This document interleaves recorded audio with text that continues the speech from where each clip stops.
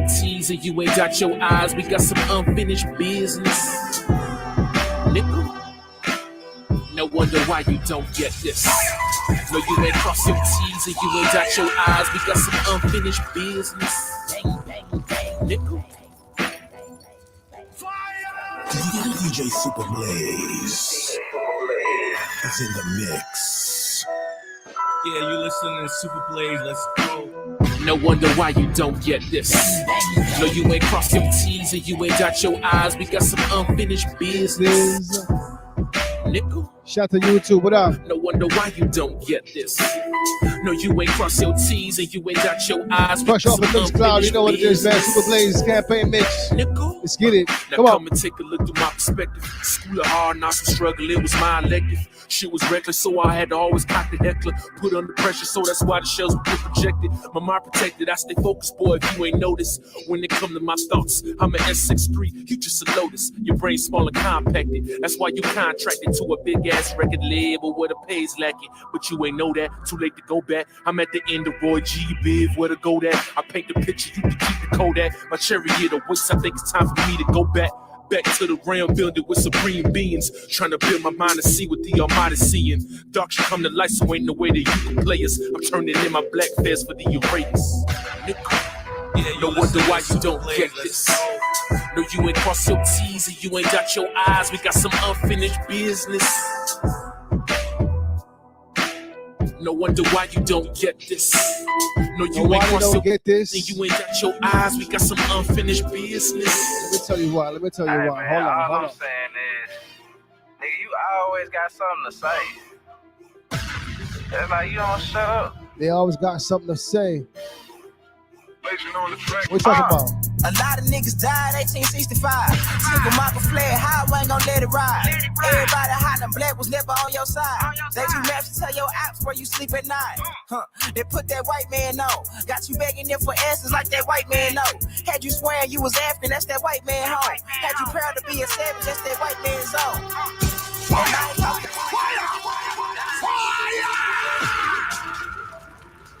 Got buttons sticking on me and all of this. You know what it is, man. Shout to YouTube, shout to the family, shout to the chat. I can't even see nothing right now. Shout to y'all, you know what it is, man. Campaign mix, Super Blaze, let's get it. On the track. A lot of niggas died 1865. Nigga Michael fled, how I ain't gon' let it ride.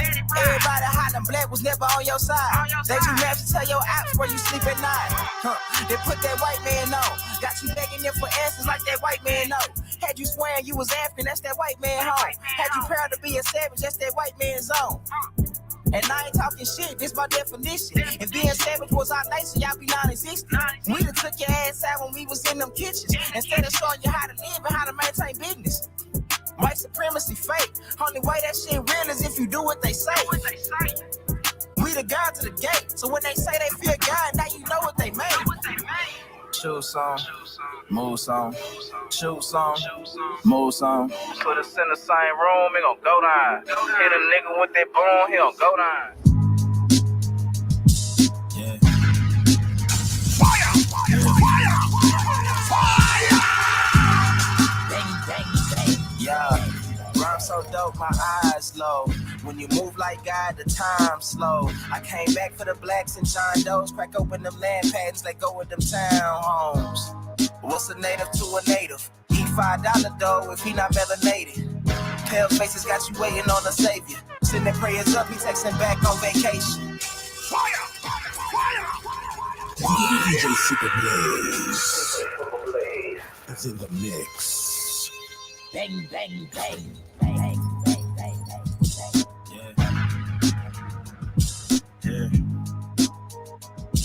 We banging on them tonight. Come on. Rhyme so dope, my eyes low.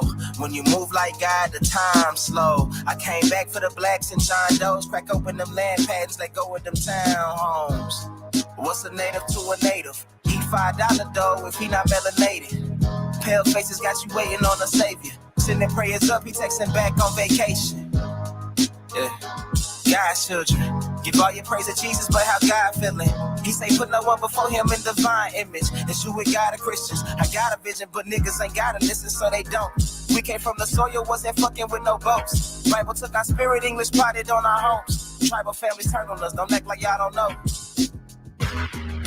But fuck them and they grudges. We was something turned to nothing. And now we nothing's turned to something. Reincarnation of ancients, fresh up out the oven. This the message to the black man. This the message to the black man. This the message to the black man. This the message to the black man. Shooters on my roof, lawyers in the court. We can never die, bitch, we bulletproof. This the message to the black man.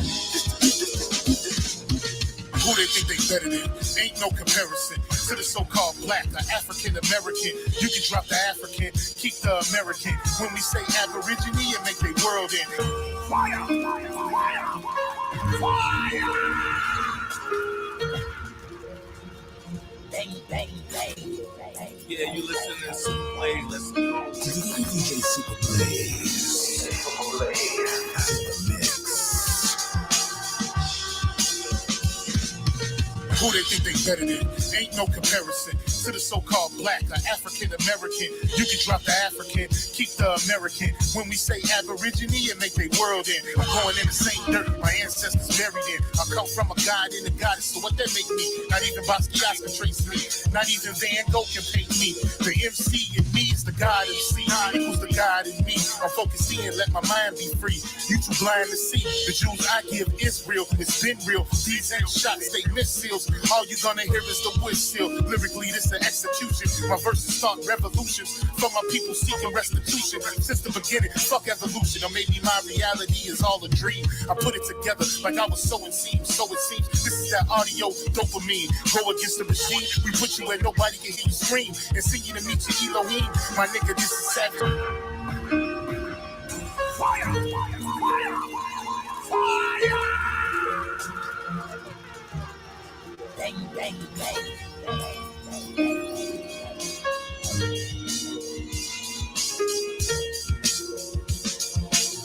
I love to hear shit like this, I'm telling you.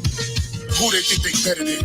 Ain't no comparison to the so-called black or African American. You can drop the African, keep the American. When we say Aborigine, it make their world end. I'm going in the same dirt my ancestors buried in. I come from a god and a goddess, so what that make me? Not even Basquiat can trace me. I love this music. Van Gogh can paint me. I'm gonna call it Aboriginal music, man. Indigenous music. I'm focused They ain't messing with us over here. You too blind to see. The Jews I give is real. It's been real. These ain't shots, they missiles. All you gonna hear is the whistle. Lyrically, Shout to Drake Cobbs. my verses start revolutions for my people seeking restitution. We got Drake Cobbs or maybe my on the block February 11th. I put it together like Oh, look out for that one. So it seems this is that audio dopamine. Go against the machine. We put you where nobody can hear you scream. And sing you to meet your Elohim. My nigga, this is savage. Bang, bang, bang.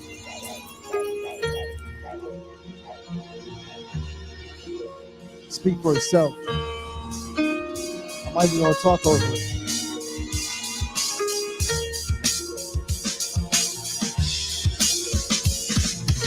Who they think they better than? Ain't no comparison to the so-called black or African American. You can drop the African, keep the American. When we say Aborigine, it make their world end. I'm going in the same dirt my ancestors buried in. I come from a god and a goddess, so what that make me? Not even Basquiat can trace me. Not even Van Gogh can paint me. The MC in me is the God MC. Equals the God in me. I'm focused in, let my mind be free. You too blind to see. The Jews I give is real. It's been real. These ain't shots, they missiles. All you gonna hear is the whistle. Lyrically, this the execution. My verses start revolutions for my people seeking restitution. Since the beginning, fuck evolution. Or maybe my reality is all a dream. I put it together like I was sowing seeds. So it seems this is that audio dopamine. Go against the machine. We put you where nobody can hear you scream. And sing you to meet your Elohim. My nigga, this is savage mode. It's something that you can't go. It started with a spark and I'ma let it explode. I was given the cheat codes that'll let me dump and reload. And go through them waves like a fucking torpedo. You dealt the cards of life. I just cut them diamonds with the ace of spades. Y'all scatter like roaches when they facing raid. Or vampires when they facing blade. I'm trying to get next to Shireen like I'm getting played. You still stuck as a mental slave. You still stuck in that mental cage while I'm making easy money, dipping holes in style. This my coming to age. Crowd roaring when I'm coming on stage, and when I'm done, they gonna be cheering my name. Drake times and nah, I ain't quit my day job. I spit bars. I really rap on my day off. That's real shit. Just give you some tools you can build with. Aim high even if you still miss. Just keep going. It's a climb to the top, and I'ma keep flowing. Down Lake Shore, I'm Chicagoan. Yeah. This shit hit hard like Spence on the speed bag. I blow his legs off, he gon' need a knee tag. You niggas sound worse than Eminem on relapse. And Burner Boy, he's trash. You thought I was gonna let you eat? This shit hit hard like Spence on the speed bag. I blow his legs off, he gon' need a knee tag. You niggas sound worse than Eminem on relapse. And Burner Boy, he's trash. You thought I was gonna let you ease past? Running your mouth while taking our culture. Treat this nigga like brisket and slow roast him. Roll up an Akon pack. I ain't ducking smoke, I just inhale and blow. I'm on demon time and I got a hellish flow before.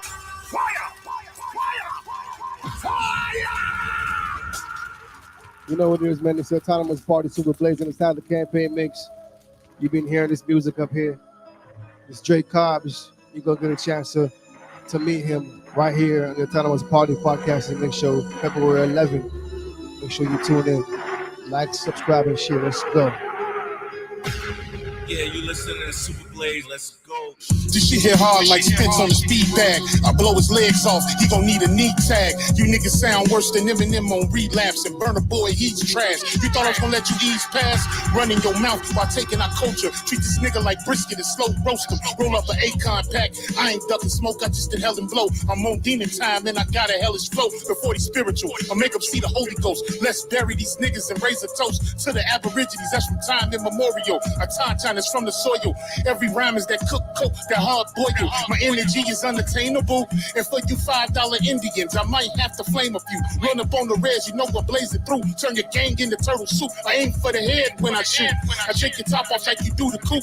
I took a drink from the fountain of truth. Now these bars is the burden of proof. They say the pen is mightier than the sword, so you gon' have to acknowledge the God. Drake Cobbs, I take your face off. My style is like cocaine raw. You gon' have to bow down to my Jaguar paw, or I'm coming like Leatherface with the chainsaw. I ride for my road dog like a new age outlaw. I do it to death like Chief Cornstalk. So fuck all your tough talk. You little pigeons can't fly with hawks. Better get you outlined and chalk. It's the supreme being here to electrify your chakra. Any drama is mask on like the Phantom of the Opera. I got the hunger and you niggas looking like pasta. Shrimp over the lobster and I'm smoking like a roster. Check my posture. It's only one American, the rest of y'all imposters. Cause you don't want Dre to pop up. Cause it's like boys in the hood. I'm out the window with the shoddy, nigga. When it comes to the mic, I'm like the coroner. All I catch is bodies, niggas. So look away before you come in my lane. It's that what's up. I just get it and aim.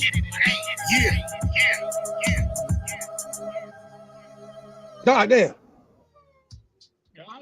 Goddamn. Is we live? We gotta be live. I see all the fire signs in the chat. You heard me? Yeah. Shout out to Blaze. Campaign mix. 8 to 9 o'clock. We obviously start on Mixcloud. Shout out to musicmedialounge.com. You already know what it is.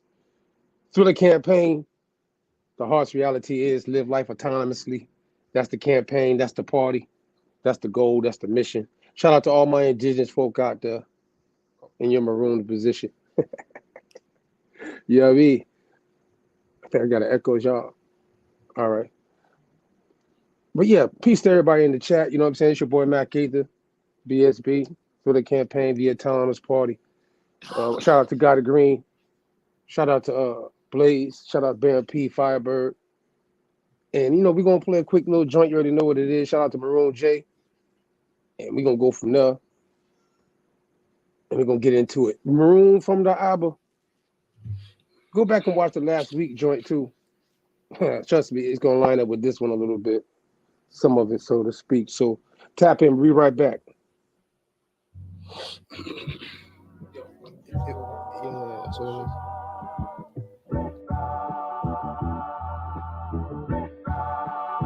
this could take quite a bit of time.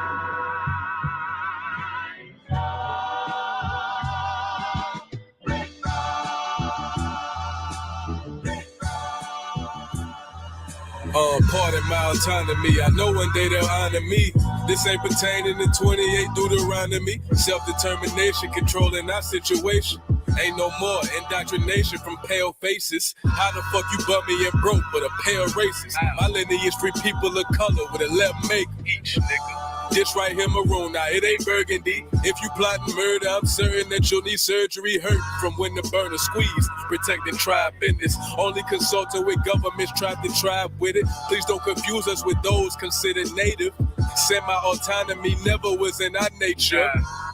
Just address me as Este-Lvste. Wild Indian status and Cherokees riding broochies. In my war bonnet, if you want it, bring it to your region. And black force is the same color the European. Part of my autonomy, I know one day they'll honor me. This ain't pertaining to 28 Deuteronomy. Self-determination, controlling our situation. Ain't no more indoctrination from pale faces. Aborigines, which means what? Black folks. But you never find a white aborigine. Aborigines are called natives, or they're always dark-skinned people. You and I are aborigines, but you don't like to be called an aborigine.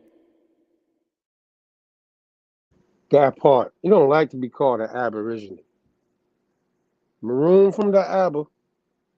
I heard even people throughout the Abba thing, you know what I mean? I guess it became a thing for those who, you know, on the Pan-African side of things that want to say, you know, y'all abos, like wabos. I heard shit like that out there. So it's corny, but I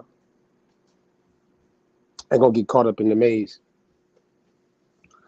Because I'm gonna show something tonight, you know what I mean? Interesting enough dealing with the abo thing, you know what I mean? Abba, original, you know what I mean? You might say, I say it like that, it rolls off my tongue, you know what I'm saying? That way. But Aboriginal, Abba, original. I know it's older, but you know what I mean? It's how I say it though. Maybe it's, well, how would that be when an O sound like an A? Cole, what is that when the O sound like an A in a word? It's a something for, right? When am I tripping? Because you know, I ain't, you know, A, E, I, O, U's and all that good stuff. Sometimes I might be messed up. Sometimes I ain't gonna lie. Shit. But yeah, well, shout out to everybody that pulled up on us. You know what I mean? Maroon from the album. Each and every Sunday we right here. You already know what it is. Unless certain times this year, programming situations, because we got a lot of things popping this year too. So things might be like that. We also might be extending some things from 7 to 11 on certain times in the new year this year. We should say our new year this year. Maroonville weekend type vibe. You know what I'm saying? March 22nd through the 24th. Going into what we call the spring. I said the other week, too, I want to correct I have to go back and watch my shit sometime. But like I said spring solstice, Kofi. But I meant to say, and y'all know what I meant to say, you know, the spring equinox alignment with the new year type shit. You know what I mean? I'm an Aries. I should know better, right? I shouldn't ever mess that up. Pull up the first joint though, man. Let's get to it, man. Let's get to it. Because I got some shit in the clip, you know what I'm saying? So I gotta let it off. Again, shout out to all the ladies, all the gentlemen, all my maroons, all my indigenous, all my aboriginal, Este-Lvste Amacario people, you heard me? Now, Ab, you know what I mean? Just so you see it, Ab, I went straight to it. Ab, you know, you see, I said Abba, you know what I'm saying? I know other groups later on put the V instead of the B. You know what I'm saying? You got almost two of the Acadian, the Abu. Shit, that Abu this week. Matter of fact, one of the joints subtitles of tonight's show, shout out to the goddess, you know, unextinct.com. She came on our show a couple weeks back for the panel, and she came on Clubhouse and joined us for conversations, and it's been, you know, great, you know what I mean, going back and forth from these things that we be researching. But we came across this word, Nabu, you know what I mean? We ended up talking about Nabu, you know, another name for Tahuti, Thoth, Hermes. It would be the Sumerian, Akkadian, Babylonian name associated with him. At the same time, though, either way, Abu, you know what I mean? So I thought about him, Nabu, Abu. But either way, you see it says, as it says there, Abba, A-B-B-A, means father in most Semitic languages. You know what I'm saying? So Abba, Ab, from the theoretical abstract form. Abawoon, that's another way of saying it. You know what I'm saying? Bless up. See, I just said bless up. That's going to come up in a minute, too. Abawoon. And then try little BW and all that good stuff in Arabic for father, so they took it as well. You know what I'm saying? The dual is Abunan, you know what I'm saying? Aban, two fathers, or mother and father. Abun Ni could be the mother and the father together, meaning my thy parents is an expression of praise. Even you see that word illa, mac illa, you heard in the front where it says LLAHI, illa, ha. You know, all these different roles of the tongue, hard R's and all that good shit. I've been practicing my speech with these different languages, and it says the meaning to the God to attribute the excellence of your father. As a verb, BW means to become as a father to somebody. You know what I'm saying? To you see it there, letting y'all look, you can go through it either way. You know what I mean? Famous person down there at the bottom, when highlighted in the blue, Abu Bakr. Yeah, Abu Bakr. You see how you get his name? Just certain individual you might think of famously, you might have heard of that. His name goes back to the term. You know what I mean? Abba, Abu. Swahili and Buana, meaning Mr., Sir, and Lord. In this culture, slide down real quick, guys, because we've been showing, folk, you know what I mean, to another culture of dark-skinned people, and their title for Lord, Mr., Sir, is not the same as this group of people and how they translate it and correlate it through the religious text or the Abrahamic text or even older to correlate to how they even use the word father in the language of the Aramaic, as you see here right before you. Aramaic term for father is Abba. You know what I'm saying? Judaism, Aramaic term, Abba, and then Av short, appears in the traditional Jewish liturgy and Jewish prayers to God. So it's like, you know, when they're saying father, and, you know, today, because, you know, the masculine ideal of patriarchal ideal, I should say, to a religion, and particularly it could be mistranslated in the understanding of what you seen earlier. It said parents, it should be father and mother in certain cultures. The same word now, and then Aramaic term Abba, it's again though, it's still gonna be holy at the end, where it says Kadash, holy. You know what I mean? So we know we're talking about a different entity than your mom and daddy, as far as, you know, how genealogy works and how you descend back to, you know, you trace your lineage to your mother and your father, right? Even certain patriarchal systems might exclude us knowing technically certain things about the matriarchal side in some cases. So shout out to the lady that's been, you know, excluded from some of these things. But the narrative obviously went through a patriarchal way of how they were tracing these things and why they were correlated later on to see where that word Abba being correlated to the father. Christendom version of the situation. Some verses down there. You see Galatians 4:6 for anybody references, Mark 14:36, Romans 8:15. Anybody that want to go into they, you know, they book. Go down a little bit more. I just wanted them to see the different variations of Abuna. Abuna, where you see where it's highlighted, where it says Christian Desert Fathers and referred to as Abba. They're talking about a bishop position in this culture right here.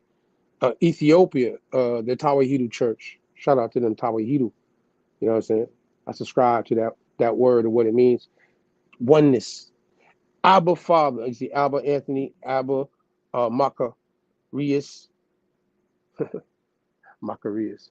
And then it says in Oriental Orthodoxy, some ranking bishop titles derived from Abba, Abuna, you know what I'm saying? Variations. And the Ethiopian bishop of the Tawahedo churches, they call him Abuna. So, you know, funny though, back to the Abba. You can slide, God. Go to the next joint real quick. I want to show something outside of that. I think I got the point down that you see that this Abba go back to a father, but some people in certain cultures really might call their father Abba based off the language, but in the outset, in the Aramaic joint, it's going to hit something a little bit differently. And I don't think people, maybe because of the time frame of, you know, Yahshua HaMashiach with the title of Marooned, and, you know, his half brother James we showed last week, James the Just, the bishop of the Church of Jerusalem, he would have been Marooned, or he would have been also maybe called Abuna, based off his literary going into these regions. But the wisdom of the heart, Aramaic Jesus. Can I tell you that the man Jesus, though, as I would like to call him, Yahshua HaMashiach in the Aramaic language, being able to say he spoke Aramaic. You slide down a little bit, bro. I was prepared actually for this particular source right here to go to the exact paragraph. So give me a minute. Slide down.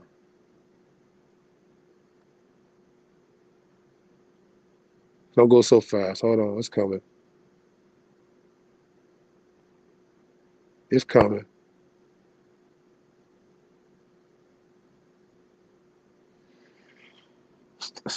Maybe did I miss it?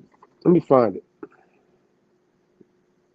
They can focus on it for 1 second while I go get it, God. Abuna. You know what I'm talking about? God, Abuna. You get it? Anyways. This Abba, man, like I said, this Abba is very interesting that people might, the translation of it, which one am I looking at right here? Let me track it down. Find on a page. I think we were right, though. I think you still got to slide down on God while I'm doing this. Just go slow. Because the people might be looking later on, going back and might want to, find this website for themselves. Are we close?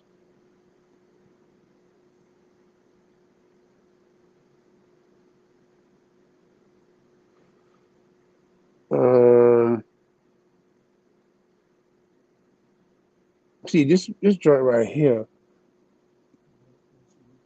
I'm looking for a boom. I'm looking for that word of boom. So if you could find on page, because I found it on my phone, you know what I mean? I found it, but it's going to be like, I'm trying to see where, like, it's because there's a lot on here, but I want to get straight to it because it's going to be, a boom, ABUN. There it is. Boom. I'm glad it worked on this one. Sometimes you can't find on page in my eyes and my cataracts and shit, you know what I'm saying? All right, so in this joint right here, it's showing, this is just a, example. Well, know that English translation. If you go back to the Aramaic, that's not all what it means. Jesus used the word abun for father. That's the Aramaic word abun. The Greeks translated that into Abba, and that's the Greek word for father. But Aramaic scholars tell us abun does not mean father. Abun means spirit of light, birther of the cosmos. You heard me, God? So I think people might not get that, you know what I'm talking about? Because it's not even talking about a physical man in the manner of, you know what I mean? The infinite light that comes from the spirit of light and the birther of the cosmos. I says, now, who was Jesus? I don't know why they said it like that. Now, who was Jesus was referring to? And when Jesus says my name, he wasn't referring to a personal name. The Aramaic word for the name is more in line of my energy, my vibration, and my spirit. I think the correlation got thrown off, God. See, matter of fact, search on page one more time. Aboriginal on this same page. Okay, there you found it. See, like my eyes, I know it's on here. Slide up a little bit though. Where does paragraph start? I mean, if it's not too. I'm gonna start where it says each. See, I done lost it already. There it is. Each language has its own unique way of doing this with effects of how we see things. So learning a new language, in some sense, learning a new way of perceiving reality. Jesus lived in a culture very different from our own. And to some extent, that is revealed in the language he spoke, Aramaic. By entering into the Aramaic language, we look through the lens that Jesus himself used to perceive reality. As the tongue of peoples who worked the land, Aramaic employs imaginary close to earth and all growing things. It is also a language allowing for multiple possibilities to be present at the same time. For these reasons, some have observed that it is much closer to the languages of Aboriginal peoples than those of modern Western cultures. You see what I'm saying, God? Oh, and Aboriginal, because the word Ab kind of will have a connection to a higher plane of understanding, and the people that say they originally descend from it, right? So if you are original son of man, you go back to the Ab. You feel me? But nowadays we've been marooned from the Abba. You feel me, God? That's what everybody didn't get when I put maroon from the Abba on there. What it meant, like we've been marooned from the source, from the creator, from the Aboon. Even the understanding of it, because we've been so into what they call lesser Yahwehs and deities that become, anthropomorphized by planets. You know what I'm talking about? And my favorite one is Mercury, though. You feel me? Nabu. Funny enough, right? Take the N off, it's Abu. Ain't that a coincidence? But either way, you can slide, God. You can slide. Look, ice be melting on the table every time I do that.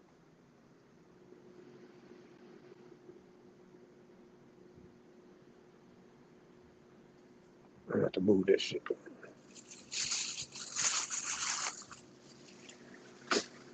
Okay, better. Whenever you're ready, I'm on your time.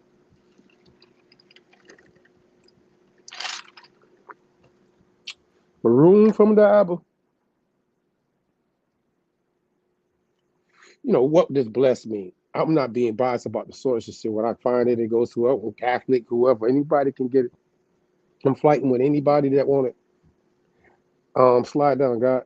We want to help me if you can find on page. We can get to it. I'm going for certain parts, but no, I'm not going to do that. When it comes to this, though, I want you to see blessed. As I said, blessed my boy man Blaze before he slid on us. It says when used as a form of a verb to bless, blessed has its one syllable. It is pronounced blessed. It means treated with great kindness, as in the earth has yielded its increase. God has blessed us. I should say Abba or Abu has blessed us. When used to refer to God, and remember Abba, it means praised, as in blessed be the name of the Lord from this time on and forevermore. Now we're gonna slide down. I just want to get to that blessed part, because I ain't gonna leave no blessings out for nobody out there.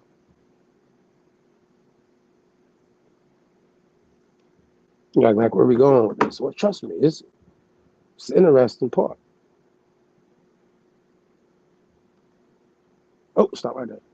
Oh, some translators, in the interest of greater clarity, have substituted happy for blessed. In other words, they say happy are the spirit, are the poor in spirit, the meek, and so on. Their justification for doing this is that the Greek word used by Matthew and Luke, Makarios, means happy. However, that substitution is problematic. For example, being poor in spirit suggests being very opposite of happy.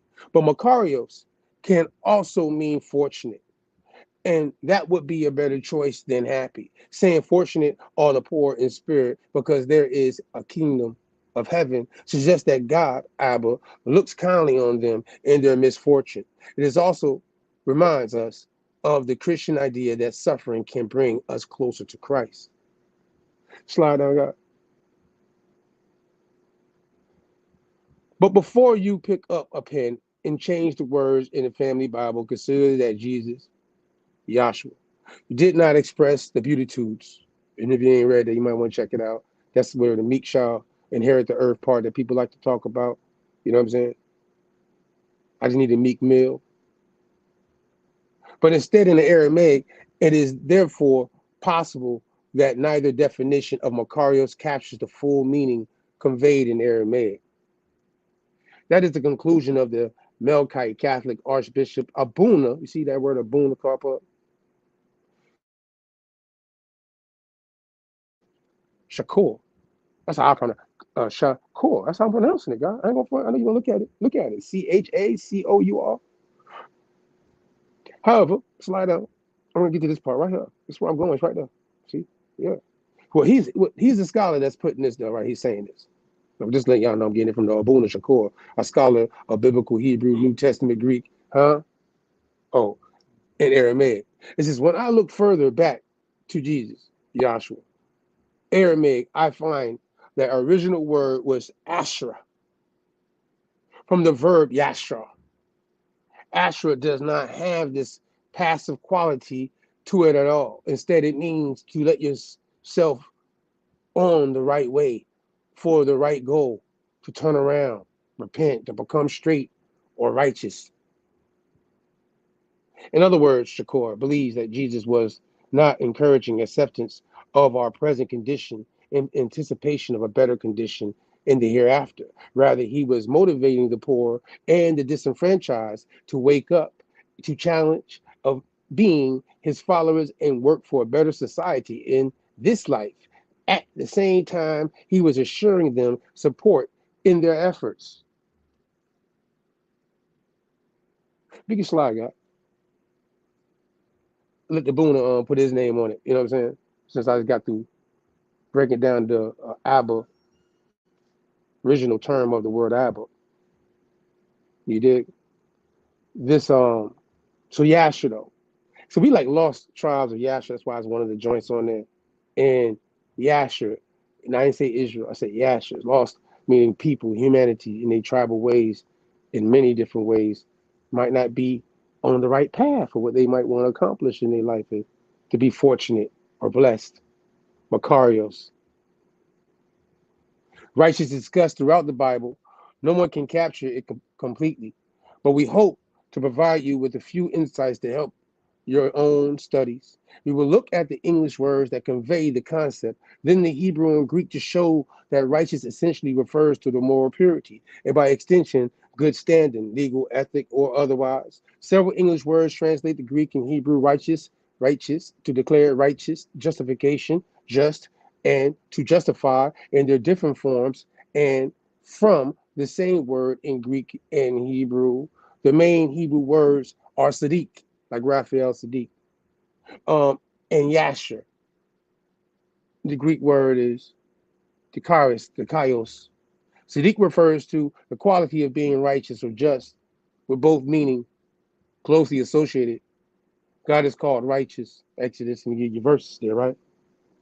Y'all folks that be on that precept, you know what I mean? Which refers to this moral perfection and absolute justice. Any sense in which humans are righteous must be understood with reference to him. Fundamentally, for a person to be righteous is to be in right standing with God. In some contexts, this refers to one moral purity, as Noah is described in Genesis 6:9. In others, men are declared righteous in a judicial sense, as was Abraham in Genesis 15:6. Likewise, Israel as a nation is guaranteed a righteous standing before God due solely to his divine oath.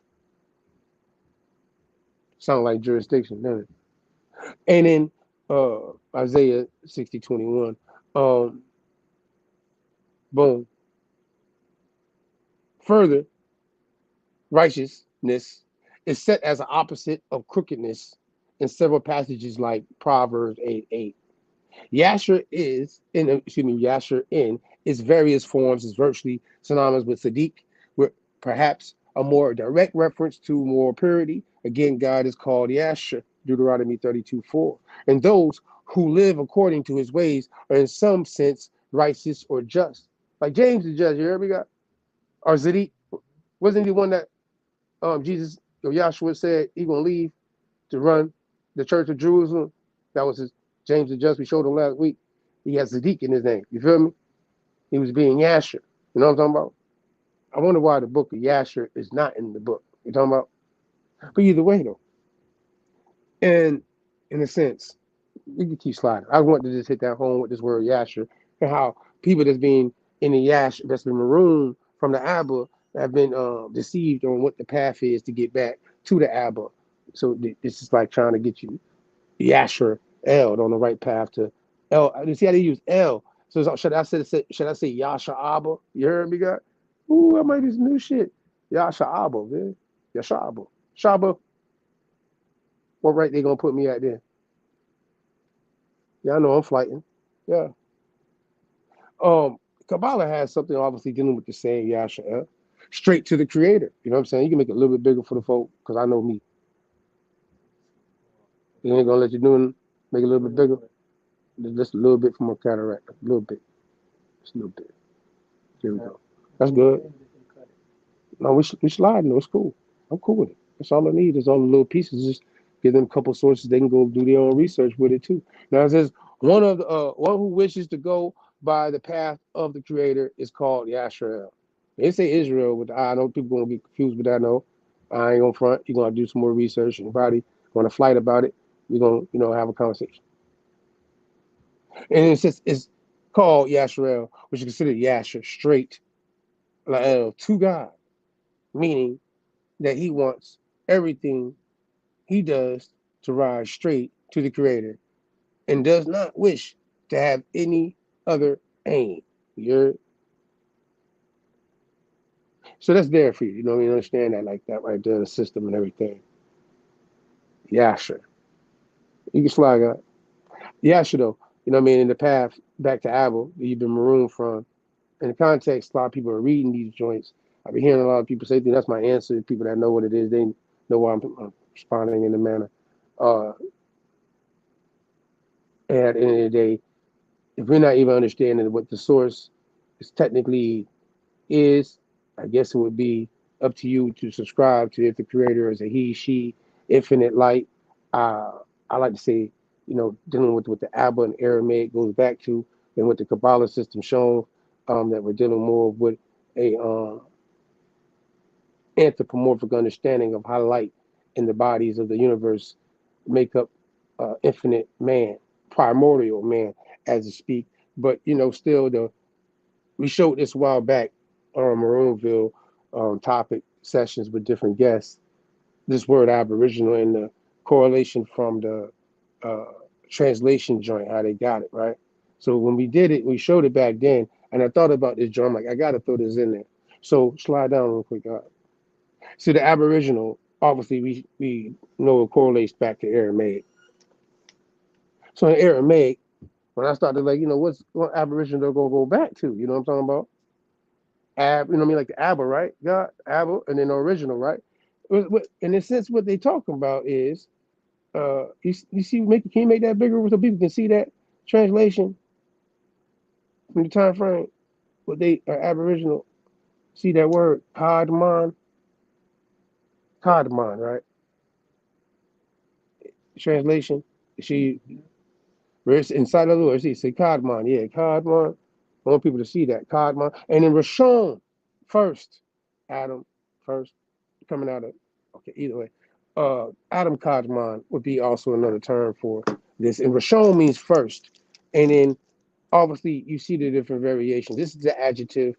There's the noun translation from the source. Show them the source where we got it from, so they won't think we copied. I remember showing this before. It's a site called doitinhebrew.com. They have the translation system. When you punch it in, it kicks back out from English to Hebrew. So Aramaic would also correspond. We can slide down to what it's going to correlate to it going off of that time frame.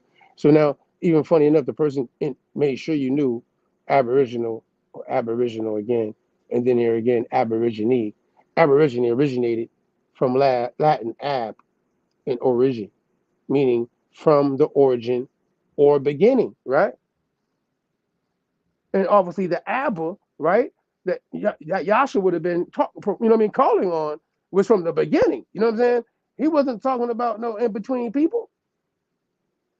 But either way, indigenous people, displaced peoples like Marooned, and with a prior or historical ownership of a land, and who maintain, at least in part, their distinct traditions and association with the land, and are differentiated in some way from surrounding populations and dominant nation state culture and governance.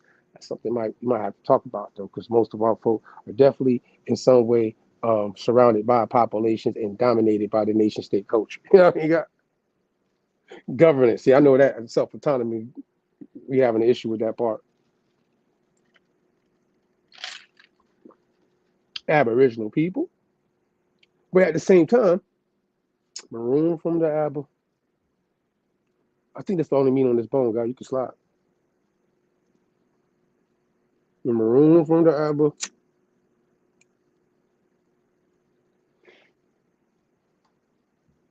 Church, tabernacle.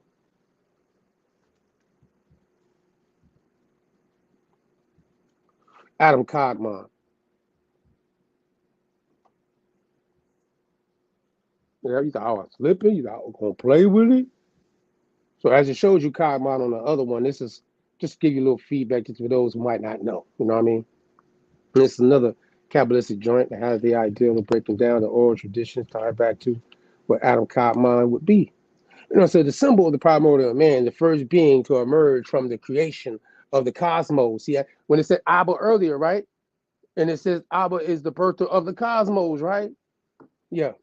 Say so emerge with the creation of the cosmos is common to a number of religious and philosophical traditions. The I always mess up this one right here. Upanishads describe the primordial man composed of the very elements which were to become the world. According to the Upanishads, this gigantic divine being is both an infinitely far and deposited near the innermost recesses of the human heart. Ooh, Yashida, Tawahidu. I know he told you to go through the middle path, you got to pierce the heart. You heard me? That might have been allegory. That was flighting back then, before flighting was even called flighting. You heard me? How they were talking.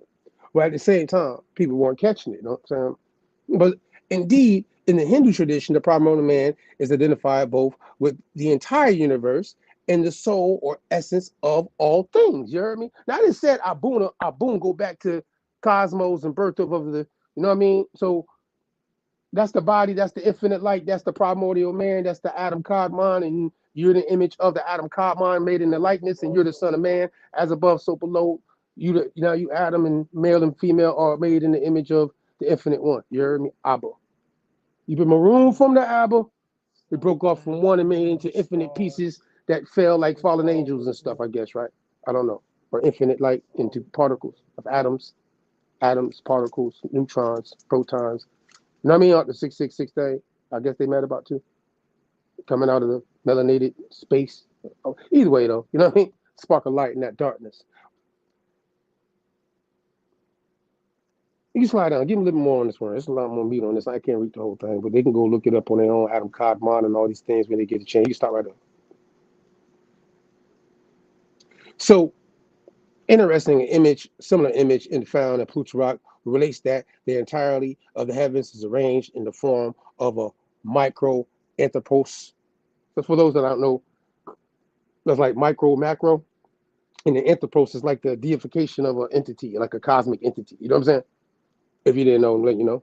All right, is a colossal human being who was conceived as a model for the human world.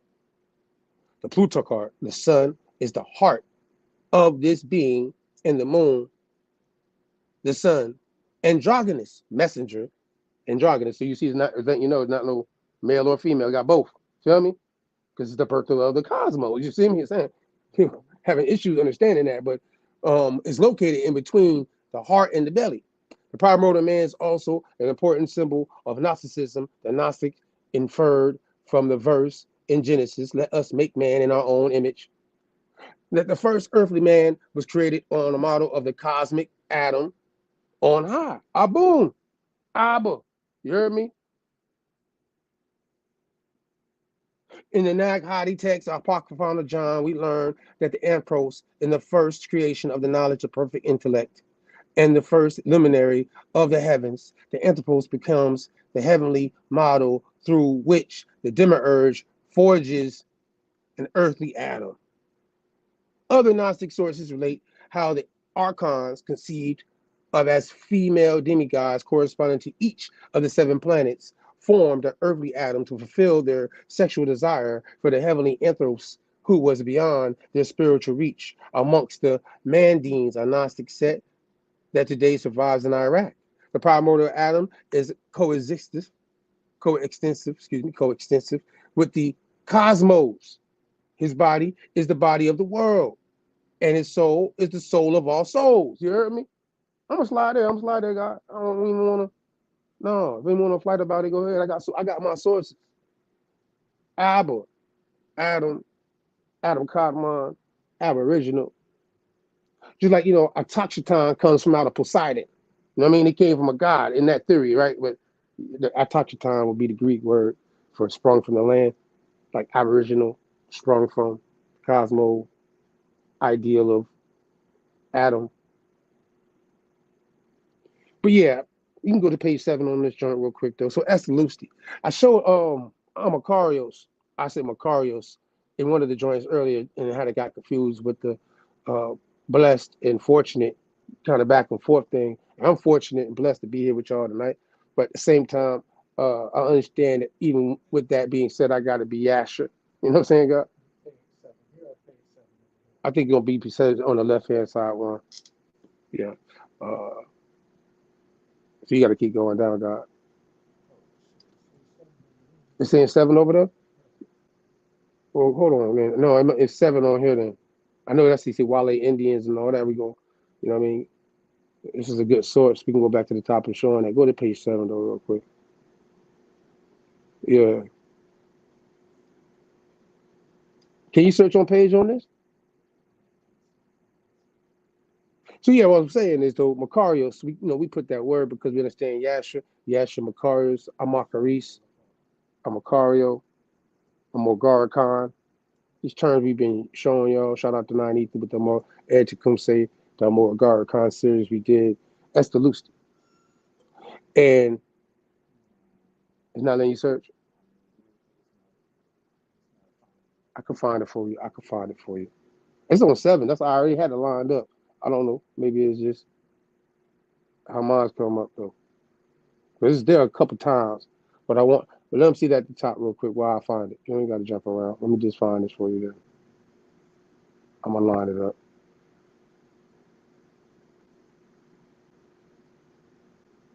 I'm gonna line it up though. Marooned from the Abba. That's a hot title for a song. Marooned from the Abba. You heard it here first. This damn, bro, I know I sent it to you. Here it is. All these sources, all these clips, we treat these sources like clips. Coming straight from the Abba. Damn, bro. So it's not letting you find on page at all? No luck. My shit taking time to load. We got too many things running at one time, I guess. Oh, there we go. It's on page 7, which is gonna be if you okay, the first page 3 after the table of contents. All right, go back up. Let's slide together. That's how I find it. All right, stop right there. No, stop right there. Keep going. Right there. Stop right there. So now I'm gonna slide. All right, keep going. Chapter 1.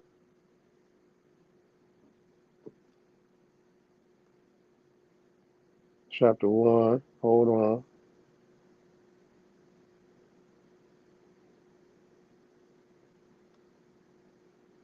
Page 7.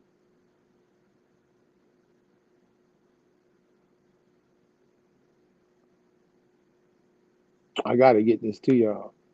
All right, after Price, 1973 is where I want to get to. And I guess because of how this is working out, you got to go down more. And you want to go down more. Right there. Right there, yeah. Price, 1973. All right, Seminole Freedman, Yacht Seminole. Remember, we've given you this before too. Yacht Seminole and our joint, because Yacht Seminole is tied to Hittichi, Itza Creek, Muskogee people. And it means free people. So freedmen obviously is dealing with mixture people that once they went to Oklahoma were on the rolls. You know what I'm saying? Tied to that Yacht Seminole term. But then it says Black Seminoles or the Este-Lvste. And obviously you see it says it's a Muskogee word for black. So refers to individual of both mixed. And this would count because you can find this Este-Lvste word in all four out of the 5 civilized tribes as far as their language base. See what I'm saying? Dealing with Muskogee. You know what I mean? And refers to individual of both mixed, indigenous, or mixture of ancestry of other things. They're going to say African American. I'm going to point out something different than the African American, obviously, because that word don't come about until later on. I mean, either way, they took the time to mention it, and there's a lot of different dissertations I'm finding with them mentioning, how we address ourselves. Shout out to Marooned J. Just address me as Este-Lvste. Same colors the Air Force. We see the black Air Force, the same colors the Europeans. Yeah, I think that we're gonna have to. Is there another one? That one. Go to page 17. She'll show different joints inside this joint. You're gonna you can throw this dissertation into the chat. You hear me, God? When you get a chance, you can give this chat to the audience and let them get a chance to read this. Just address me as Este-Lvste.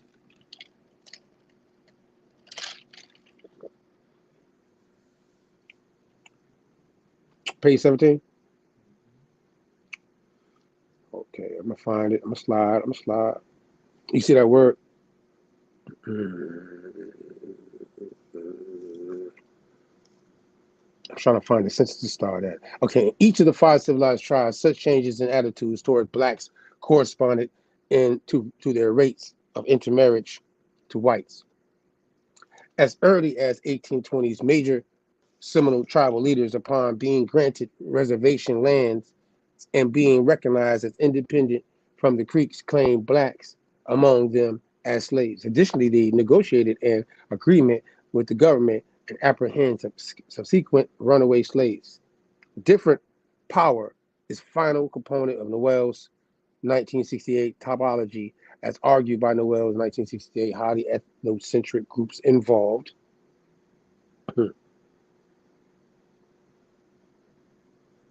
You slid like that, it made me lose my whole goddamn spot. God. Where was I? Involved competition of vital objects, got them, will not generate ethnic stratification unless they are of such unequal power that one is able to impose his will on the other. Evidence of the aforementioned occurred after the signing of the Seminole Creek Treaty of 1856. It was during then that the Seminoles were given money from the U.S. government to relocate from Mexico to Indian Territory. However, the blacks among the Mexico contingent did not receive funds from the government to relocate. A second instance of the imposition of the will of a more powerful group on a less powerful group was when the Seminoles were able to kick the Este-Lvste Seminoles out of the tribe altogether and off the tribe council in July 2000. I just, got to give a shout out to the Este-Lvste, man. All my folks that got, that mixed in hit with the one drop rule. Inside this link, when you share it, again, Este-Lvste is used 20 times. Este-Lvste is, 20 times inside this article. Dissertation, excuse me. This person put together. And in all these cases, again, especially in the Southeast, because we already did an Este-Lvste series, so we know that this word is being used even before, when you say the 5 civilized tribes even got those names, and they got, think about it, you feel me? They going back to the Tuscarora, you know what I mean? Tuscaloosa, the Tuscaloosa, I meant to say, you know what I mean? The Tuscaloosa time frame, the Soto and all that, Hernandez, all that. So either way, and obviously New Lusitania, Luso-Africans, Luso-Americans, Lusa. First contact. You put it in the chat for the folk? Let them get that, you know what I'm saying? When you get it though, like you said, take your time, nice little joint. It's got 207 pages to it. That's why I ain't gonna read this whole thing, but we're gonna drop this in there. Shout out to all the Este-Lvste Amacario out there. One drop rule situation, we delineate and honor our ancestors and the fact that we know those who have indigenous ancestries, how we were disenfranchised, marooned from the source of what we supposed to be connected to.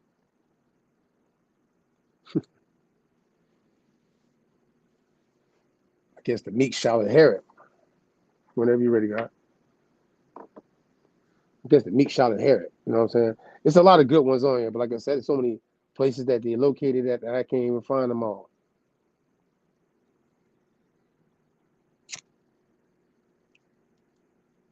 But I got Este-Lvste in there. We already just showed you the Amacario joint. Macarios with an A in the front. Amacario. You know what I'm saying? It's Este-Lvste Amacario. You know what I mean? The premise, Marooned from the Abba.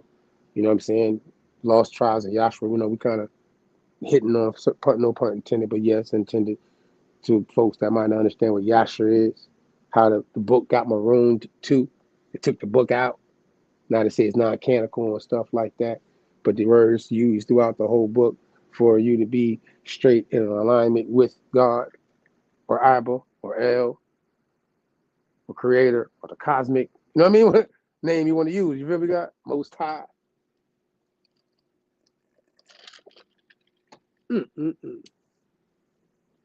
Margaritas and reefer. You ready? So we're gonna play this little clip before we get into this next joint. Tap in, check this out.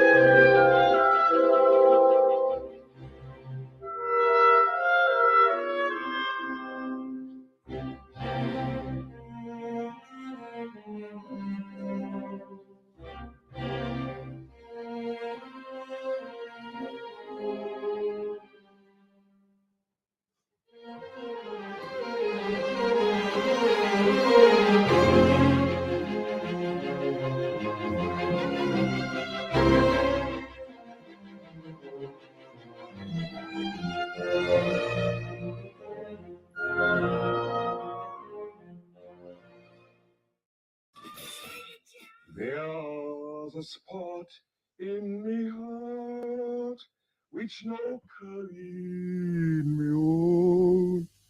There's a depth in me soul never sounded unknown. Sure I love the dear silver that shines in your hair, and the brow that's all furrowed and wrinkled with care. I kiss the dear fingers so toil-worn for me. Oh, God bless you and keep you, Mother the Crown. I could cheers to that, man. St. Patrick's Day. Scottish. Yeah, we good, man. Come on, let's pull up. Yo, hey, he was happy to drink on that Irish whiskey. You heard me? Everything Irie. Everything Irie. Yeah, see, you know, it's crazy that the pictures they showed, though, as we was, last week, we was going through the Jacobite, and 9 Ether came and dropped that, you know, bomb ether from Babylon to Ireland and Scotland and all that. And we use those terms because, you know, we want to make sure people knew, because we obviously were trying to show the migration and them getting their ancestry, obviously, and then by the time they get to Scotland, coming into the Americas. See, but the name of the kingdom, that all them faces and the pictures that we were just showing, like David the First, Macbeth, and all them folk Kenneths and all them right there, Matter of fact, he showed one of them. Kenneth is going to come in. Do you make it a little bit bigger? The kingdom of Alba, kingdom marooned from the Alba. Them folk, like how we know them other folk got exiled from out of Lusitania. You know what I'm saying? But it was called Portugal. But in this situation, they were marooned from the Alba, but we call it Scotland. You know what I'm saying? That's crazy, right? Anyways, though, the name Alba was Irish and originally applied to Britain. And I know most people would think, and I said it earlier, got Albion, right? Albo. You know what I'm saying? Because it's the Wabo, the Albos. You know what I'm saying? Well, the Albos kind of tied to the kingdom of Alba. I guess that's what people missing, maybe, huh? And then it was then a band adopted by the kingdom created by Kenneth MacAlpine. Yeah, like Mac. Of Dalrada. Is that right? Did I say that right? Dalrada. Okay, let me slide. When he took over the kingdom of the Picts in the 840s, by the 11th century, it was more commonly known as Scotia or Scotland, but it remains the Gaelic name for Scotland today. From Alba, kingdom of, you know what I'm saying? You can slide down, let me see. I think there's a book connected to this joint. Just a quick references they gave at the top. And Alba, all the different joints you see, early Scotland, anything you want to see, you can slide down. You should remember they were just showing kings and queens, right, of that area, and it kind of correlated. So I felt like that would make sense for people to know that that area was called, that these people descend from a kingdom. You know what I mean?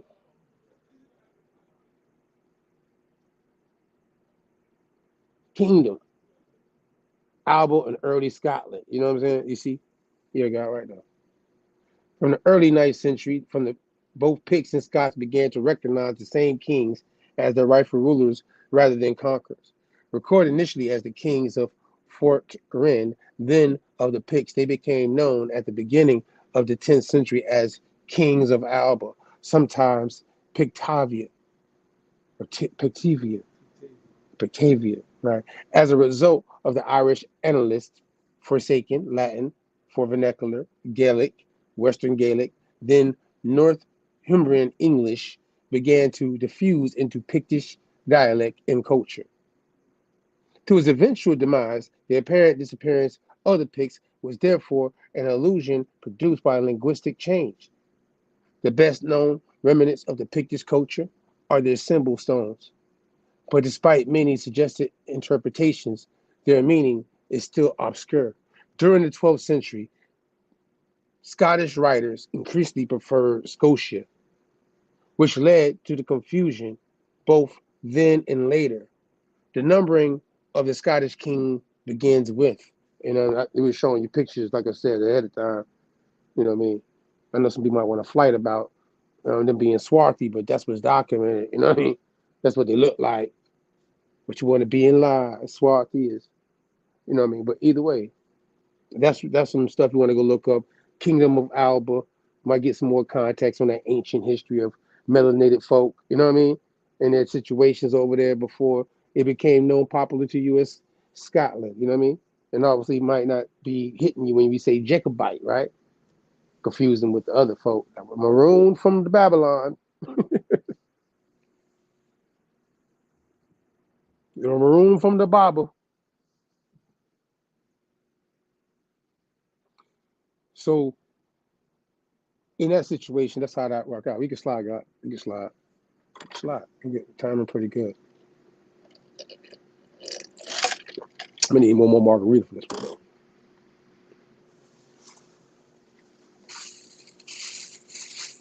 Clean up on aisle 4. It's ice. The Hanover The Crown. I didn't inspire this co-title and part the shoes on the fly. Like I said, shout out to God. When she said that, that's a hot line. I thought about Jay-Z when he's, you know what I mean, got the takeover joint. You know what I'm saying? What's that beat you think about in your head? The takeover.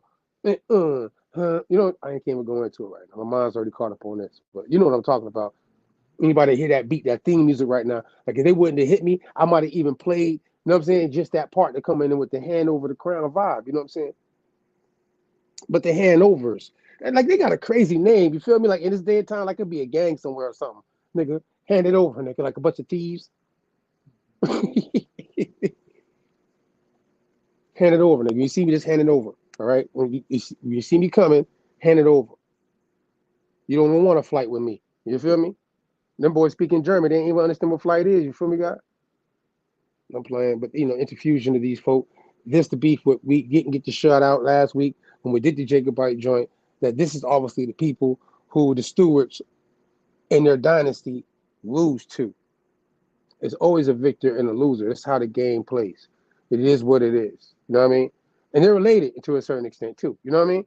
But they're related. So the Hanover and the Stewart line are connected. They're distant cousins. Just let y'all know.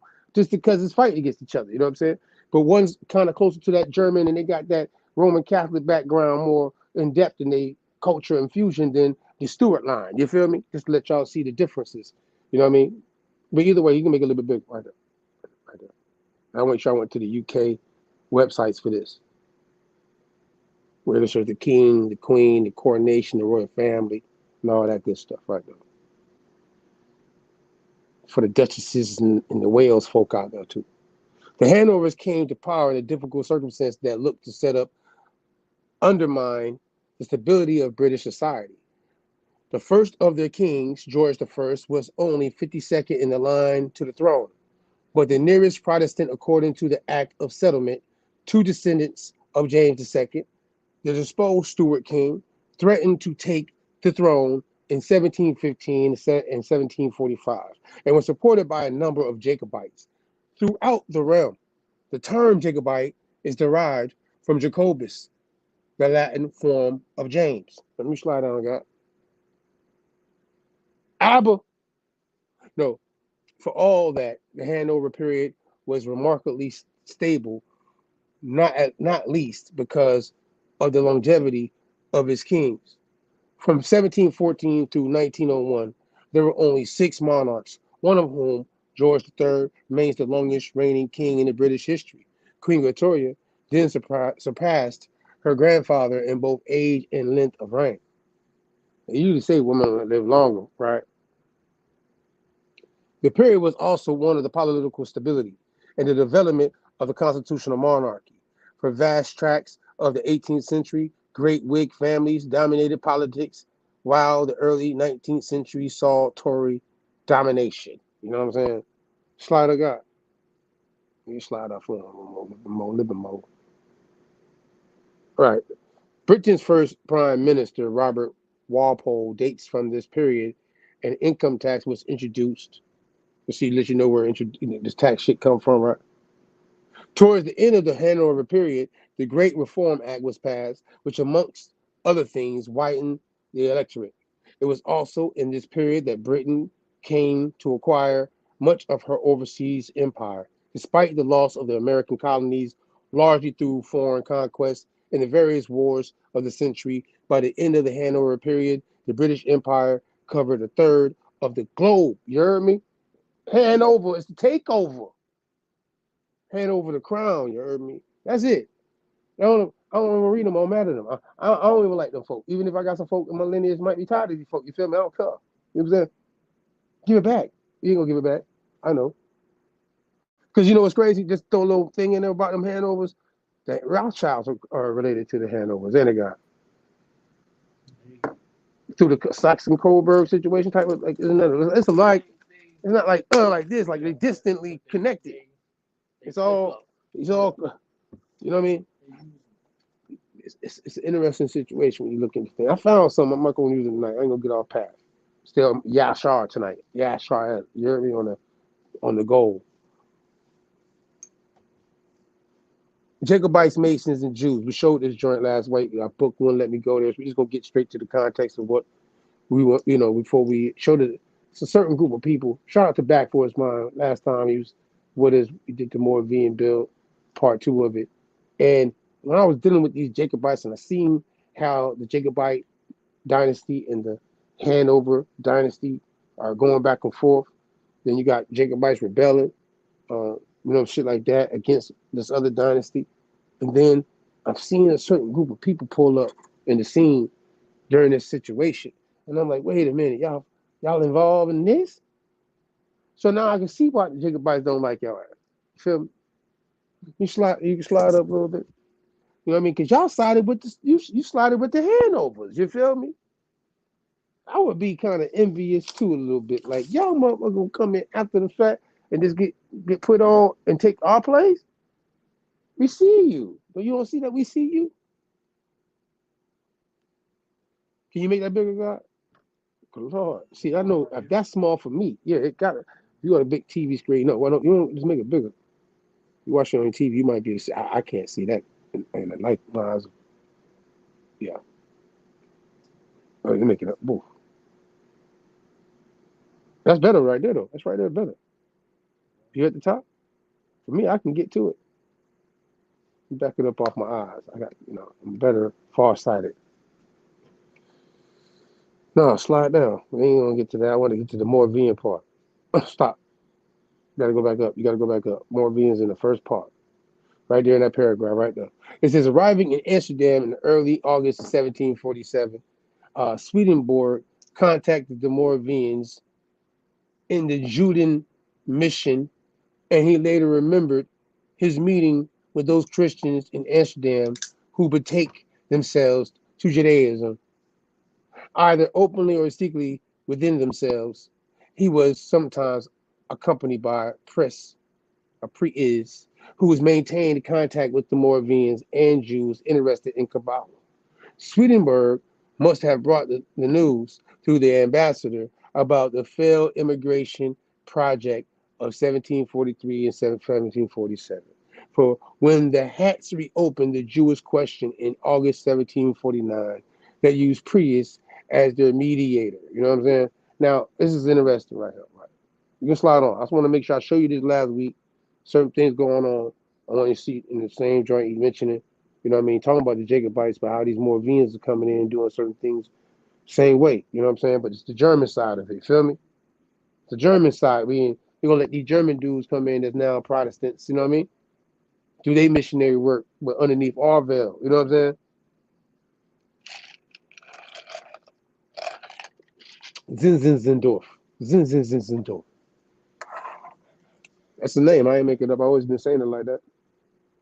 Count Zinzendorf. Nicholas Zinzendorf. So there's a group associated with the Moravian church. You know what I'm saying? You see that picture, mind you. I say the dude, even though whoever made the picture, in the red robe, just so you know, and we showed you them other pictures earlier with the other dark skin folk, right? But this is supposed to be King George II that's going to describe in this joint. The guy in the red robe, all right?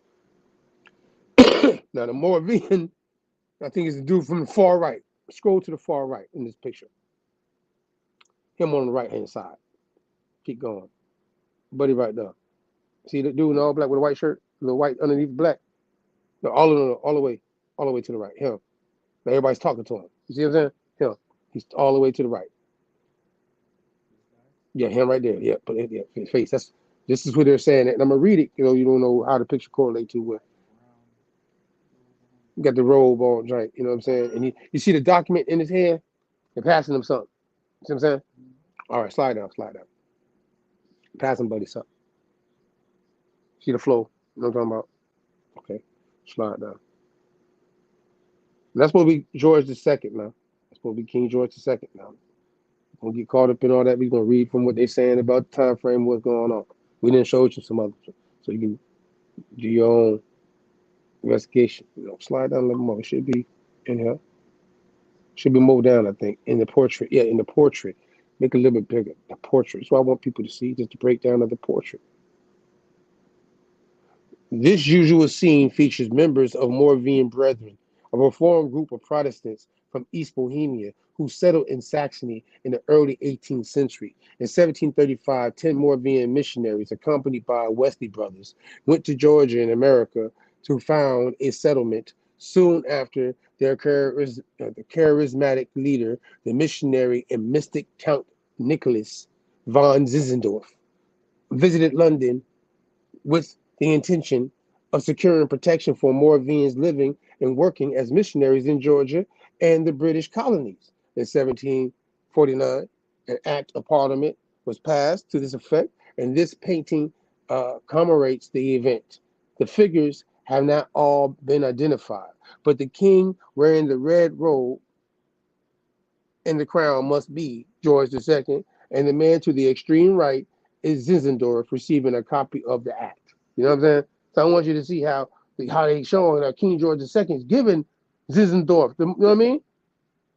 Permission now to come into the colonies that he just set up in Georgia. You know what I mean? Being that Georgia's, feel me out? You see how that collect? Like that's what they doing. That's the depiction right there of how he, you know what I mean? They getting ready to make their move. They coming over to Georgia. Georgia, underneath King George, which is the German king on the throne, tied to the Hanovers, right? You know what I'm saying? King George II is tied to the Hanovers, you know what I'm saying? And now he's giving, he's Hanover, right? I want to make sure you people just get it.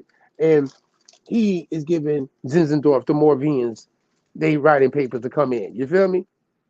He ain't coming in underneath the Scottish situation. So if anybody think they all working together, you got it confused. You know what I mean? But still, however, you know what I mean? This just make sure you get the distinction for yourself. Cause I know about these Moravians and what they did with the Indians. You know what I mean? You can Google search right now, Moravians and Indians together, and you're gonna see it for yourself. Delaware Moors and all that, they tied to the Moravians. You know what I'm saying? Go back to our 2 series so far on the Moravians, and you get more. You slide more. I'm gonna give you one more thing about these Moravians over here now. You know what I'm saying? Because you see, they're rocking with King George II. These dudes kind of like, y'all flip-flop like fish out the water. Pisces, I ain't trying to holler at y'all right now about that. But still, fish out the water vibe, you feel me? Zinzendorf and the English Moravians. Slide down, please. Abba. I ain't supposed to be doing it. I'm going to call you God because it's English. See how Abba's supposed to be the creator, right? I don't want nobody to get it confused. Zinzendorf and the English Moravians. This article begins by pointing to the tendency among British Moravians to downplay Zinzendorf's role in their church history and arguing that the difficult aspect of the relationship between the Count and the English Moravians of this day, which this article charts, would help explain the tendency Zinzendorf priority in England was relations with the Church of England.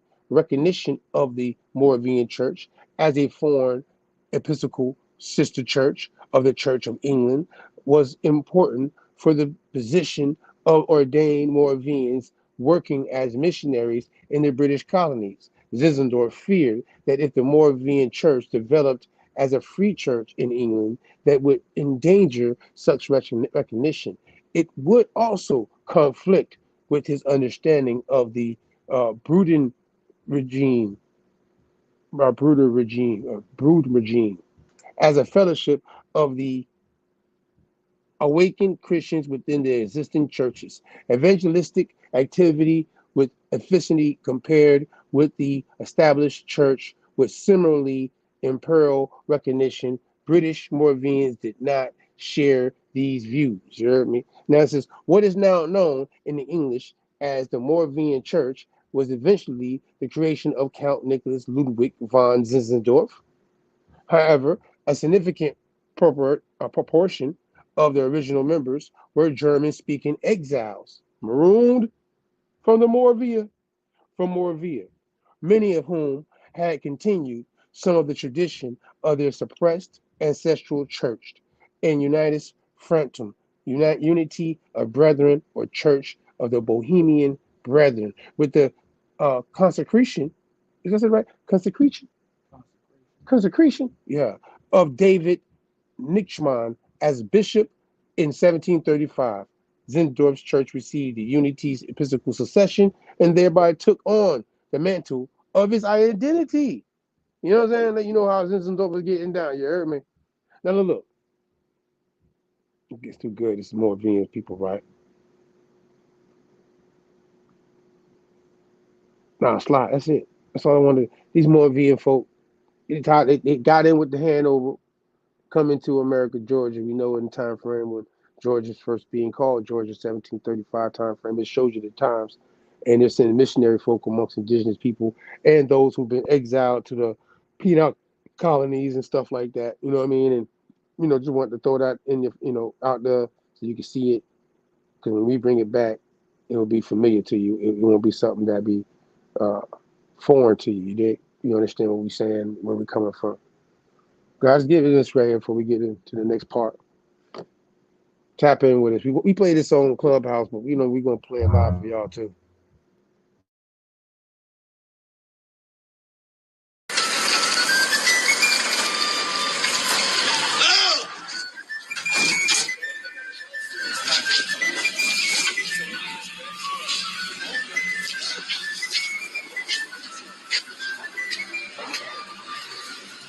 Paddy O'Malley. Top of the morning to you. You just don't look much like any Paddy I've ever seen before. Man, you ain't never heard no Black Irish. And of course, there is the Black Irish, the Black Scots, the Black Saxons, and so forth. A lot of these ancient or surnames come from our people, from Britain, British Isles, or Europe, Germanic tribes. But it states O'Malley is an ancient Irish clan. Anytime it denotes to ancient, it's always referring to people of color or so-called Black. Reading on, name coming from the Gaelic O'Malley, originally from County Mayo, and is thought to derive from He Celtic word for chief Maglos. So the ancient Celts with a K were people of color, swarthy, etc. Okay, even the Black Irish, the ones that were deported to the Jamaica and Caribbean islands, they had Irish surnames. So oftentimes, if you really do some diligent research, your last name or surname does not come from Caucasians. We have to get this concept of this is a white man's name and, etc. These names are ancient and they come from our people. Reading on, it has retained the original O, unlike most other original Irish surnames, and can be traced back to the 10th century. So now we're in the book Ancient Modern Britons, Volume 1, and it states Scotland was overrun and in one district by Moors of the 15th century. Now we all should know what Moors means. It means a so-called black man or woman, or AKA the blue man. Reading on, but 5 centuries earlier, the kings of Alpin were Moors, and one of the most celebrated of these, Kenneth, or the N-word, or Dub, ruled over certain districts known as the 3 Black divisions. Now, what are the 3 Black divisions? Number 1, England. Number 2, Northern Ireland. And number 3, Scotland / the Wales. Okay, those are the 3 Black divisions.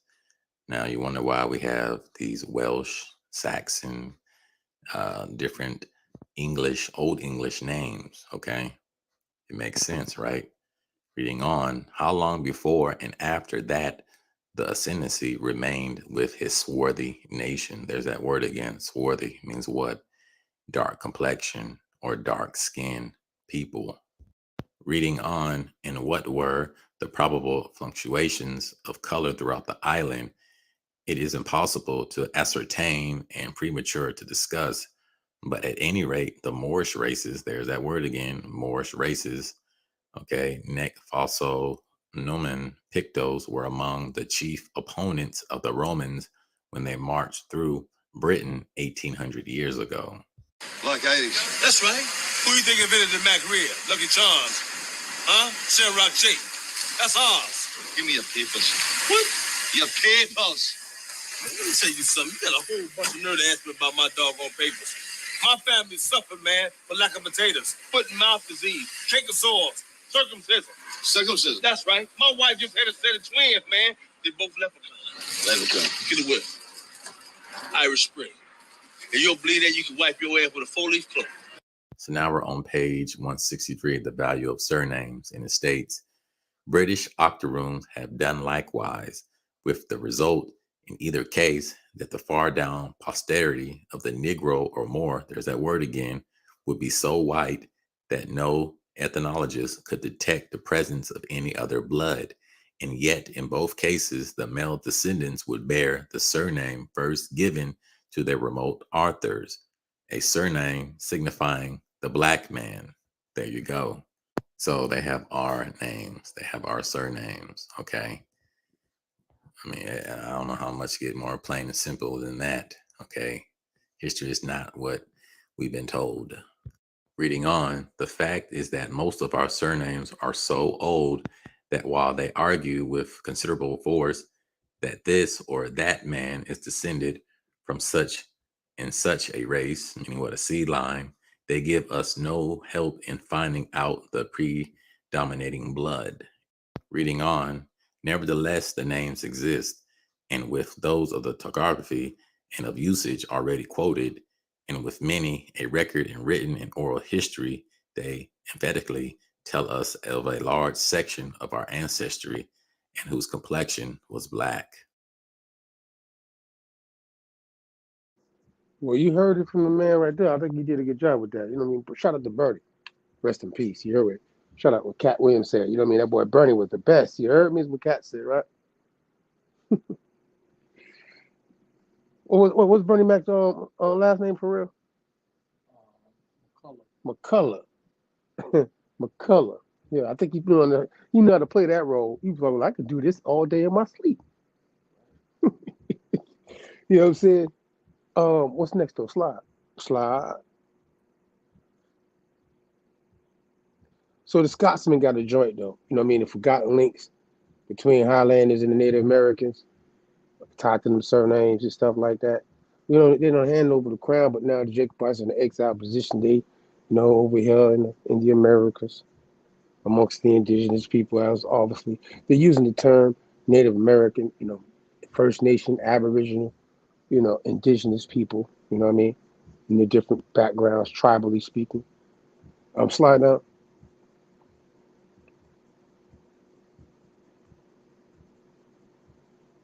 Both cultures were treated as tribal societies and driven from their lands by the British authorities, who would later romanticize the very ways of their life they had destroyed. The two peoples on the edge of the Britain's empire underwent similar experiences at the hands of colonial powers. Slide, guys. The Jacobite at the Battle of Culloden, 1745, forced many Highlanders to leave Scotland. I don't know why the picture ain't showing up. It's all good. It is what it is.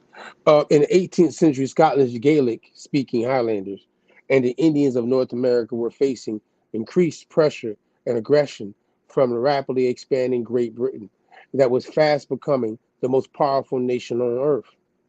In Scotland, there was a clash between two cultures, one that was based on ancient obligations of honor and kinship, and the other an aggressive pursuit of the progress and profit. I want to say it's the Hanovers, but anyways, well, I say I'm being biased. British and American governments believed the Highlands and Indian lands had to be pacified before they could be civilized. This view led to several brutal and bloody confrontations as both sets of people who were fiercely independent resisted the tide of colonialism.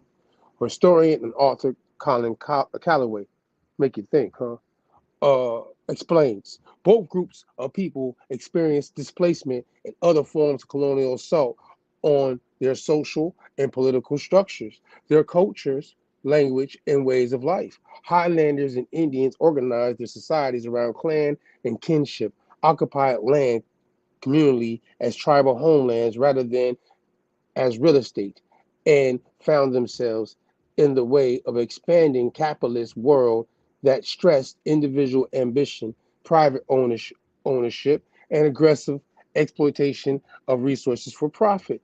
The Jacobite defeat at the Battle of Culloden in 1745 forced many Highlanders to leave Scotland, as I said again, while Highlanders had been traveling to the Americas since the 1600s. One of the first major waves of migration came after the major Jacobite defeat of Culloden in 1745, when many Highlanders left or were sent across the Atlantic. Scott Indians. Despite differences between clan and tribes, 18th century observers viewed Highland and Indian ways of life as basically the same. Very interesting. They both came from rugged lands, had a strong warrior tradition within a tribal society, and were used to hardship, and it wasn't long before the two cultures met. As a result, the two peoples often filled roles in colonial American society, such as hunters and fur traders, where interactions were common. The most common, extensive, and enduring interactions occurred in areas where Scots were achieved in their fur and fur and deerskin trades, says Calloway. Make you think, huh? The beaver trade among the northern tribes across Canada and the deerskin trade among the southeastern USA tribes like the Creeks, the Cherokees, and the Choctaws lasted long into the 18th century. Trading with Indian tribes was commonplace, and relations between highland men and native women ranged from casual encounters to enduring relationships. Intermarriage between Highlanders and Indians reached all across North America, and entire Scott Indian families were produced from these unions. Most of the Scots Indians lived in quite simple life, but some played a significant role in American history. And we're going to get to this guy, such as Alexander McGillivray, people like John Ross, and another brother, I don't like, McIntosh. Because you got Irish names, I mean, we got to like each other. Tribal backgrounds and all, I don't got to like. Obviously, these folk didn't like them either when you find out what they did. But Alexander McGillivray, though. Matter of fact, go to the next source, God. Scott Indians. That's one to show Scotsmen got some joint. They must know.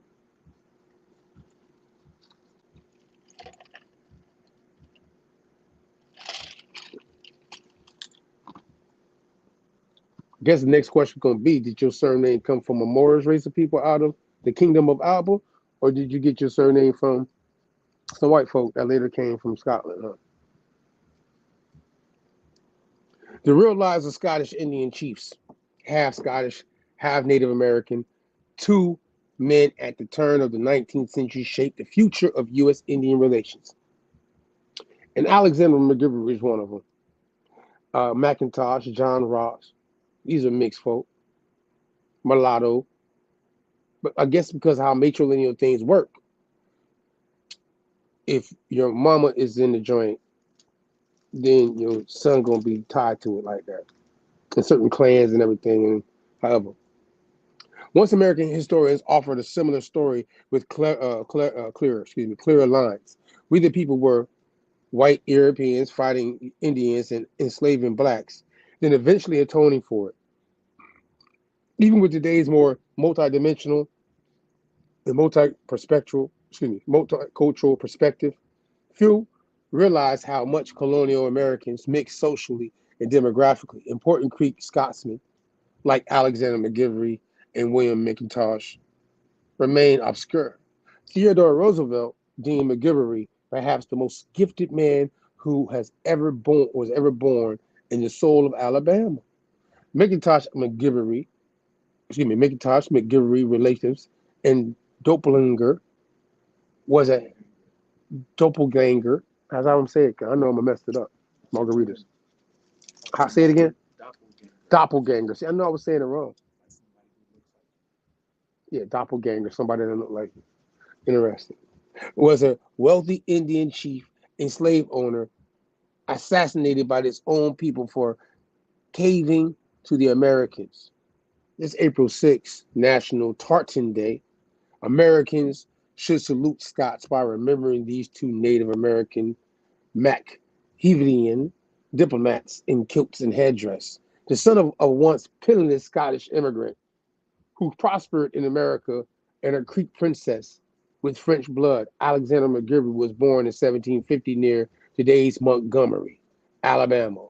He grew up in his tribe as a member of the privileged Wynn clan until sent to Charleston for a European education when he was 14, featuring Greek and Latin instruction. You heard that? Oh, Hebrew's involved too.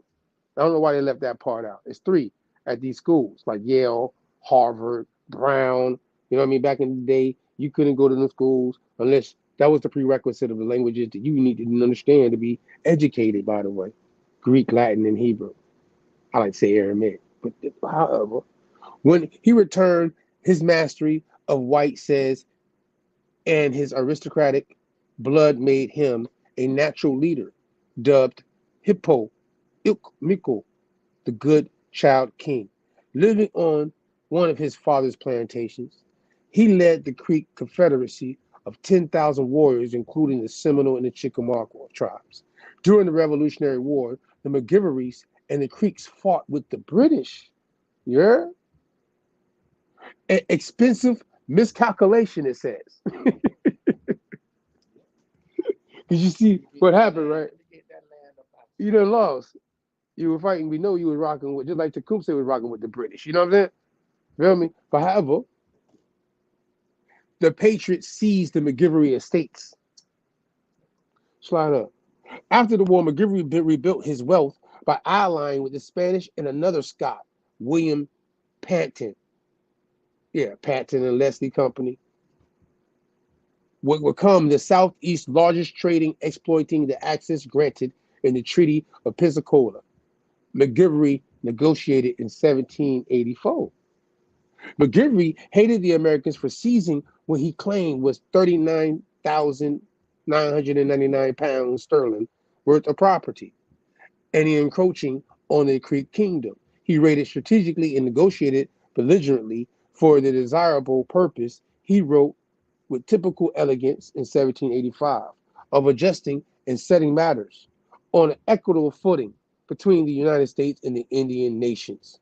McGivery dealt with the America's weak central government because he feared a rabid Georgia state government, describing the armed Georgian hostility in 1788.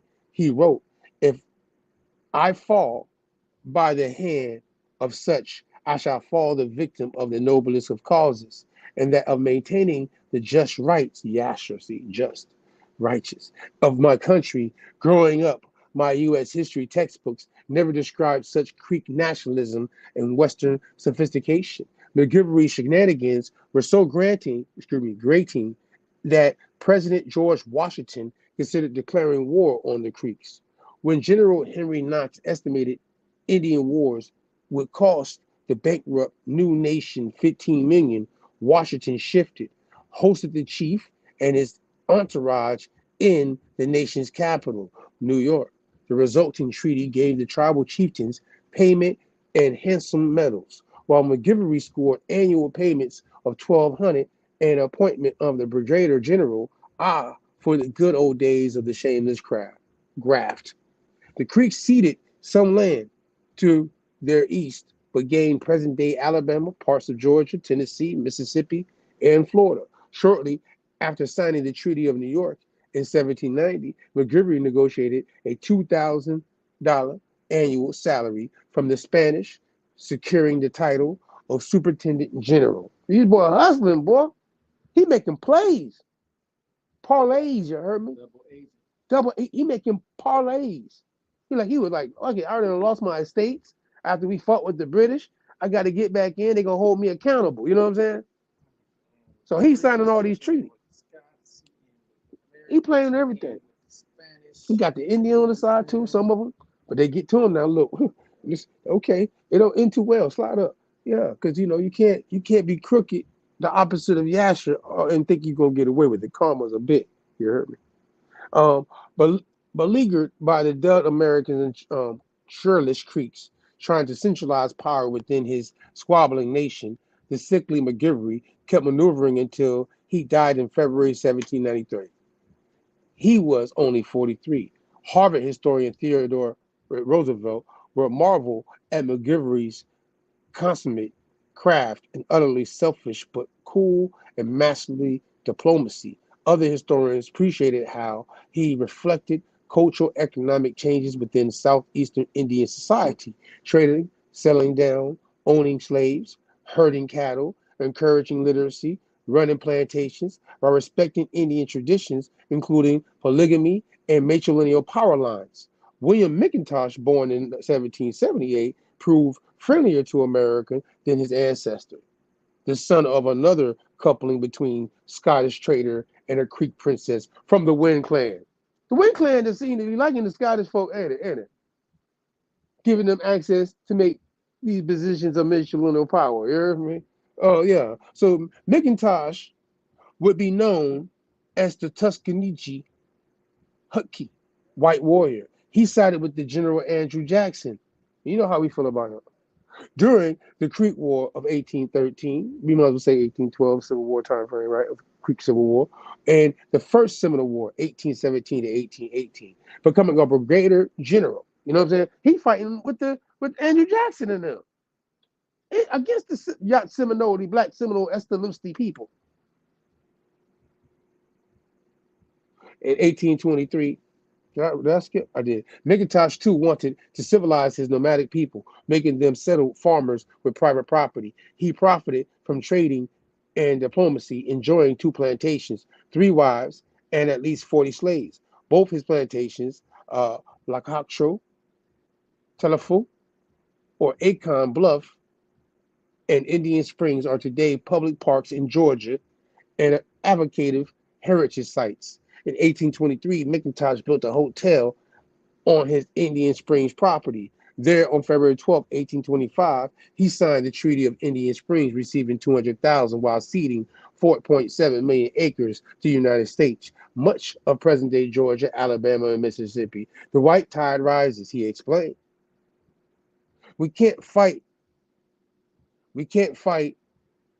or stop at if we don't sell. We will be cast aside, homeless, and treated like animals without any place to go. McIntosh moved, defied the New Creek ban on further land sales. McIntosh trusted his cousin. You can slide up.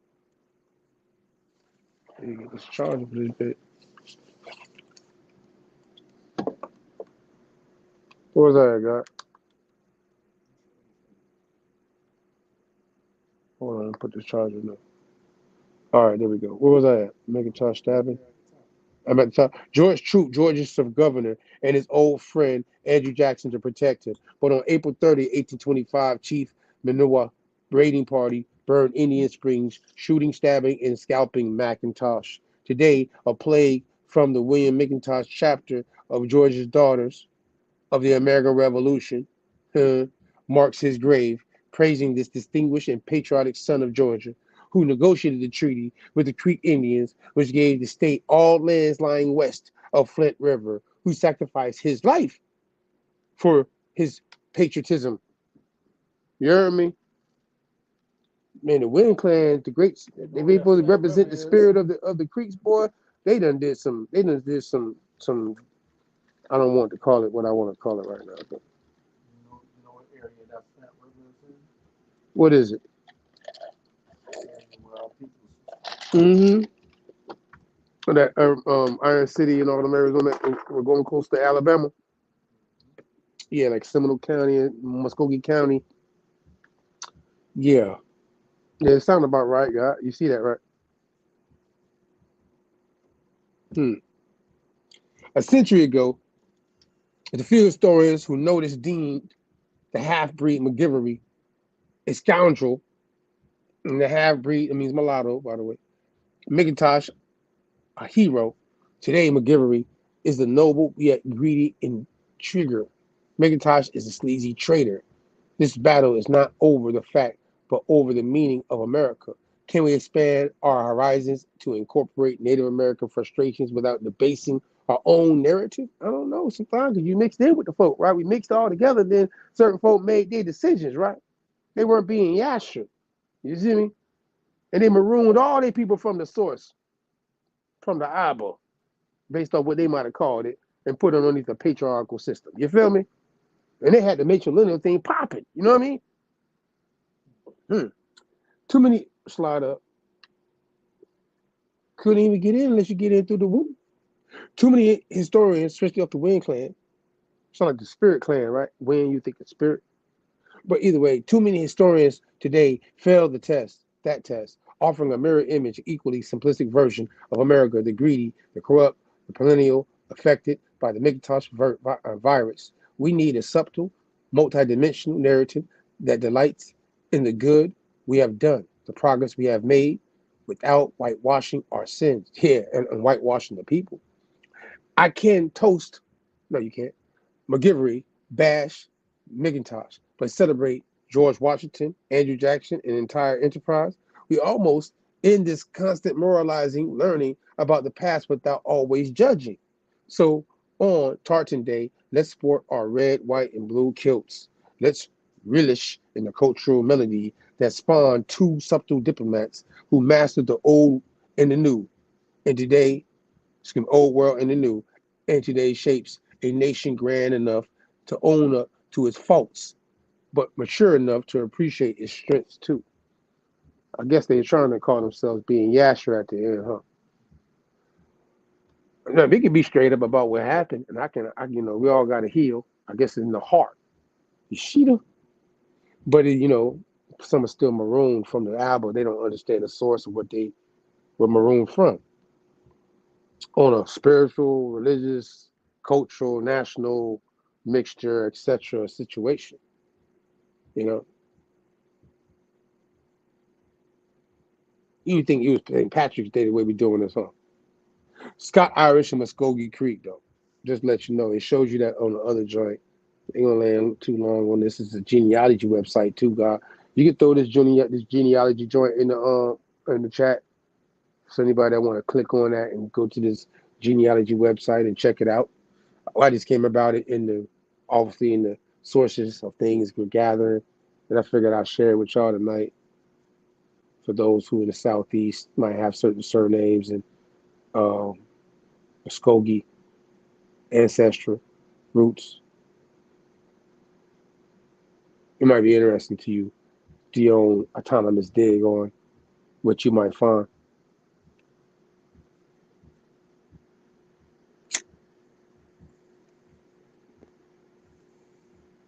You make it a little bit smaller on those little part I wanted to get to them, and there just give it this little quote.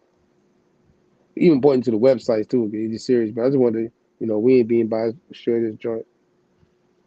See, us Este-Lvste, we was marooned because of the surnames that tied to Negroes that put us underneath the jurisdiction of the patriarch, based off the civilized manner of some of our ancestors coming from some places else, from surnames, right?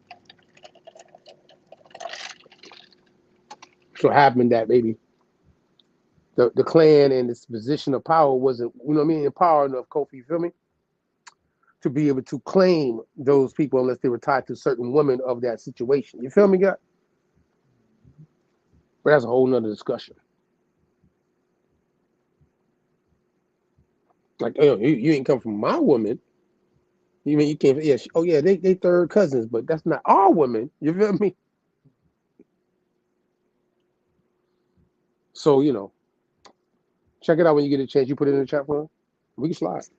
We ain't gonna land on this one too long. It just had things in it. I was like, fuck it. 2 tears in the bucket. Let it go. Let it rip.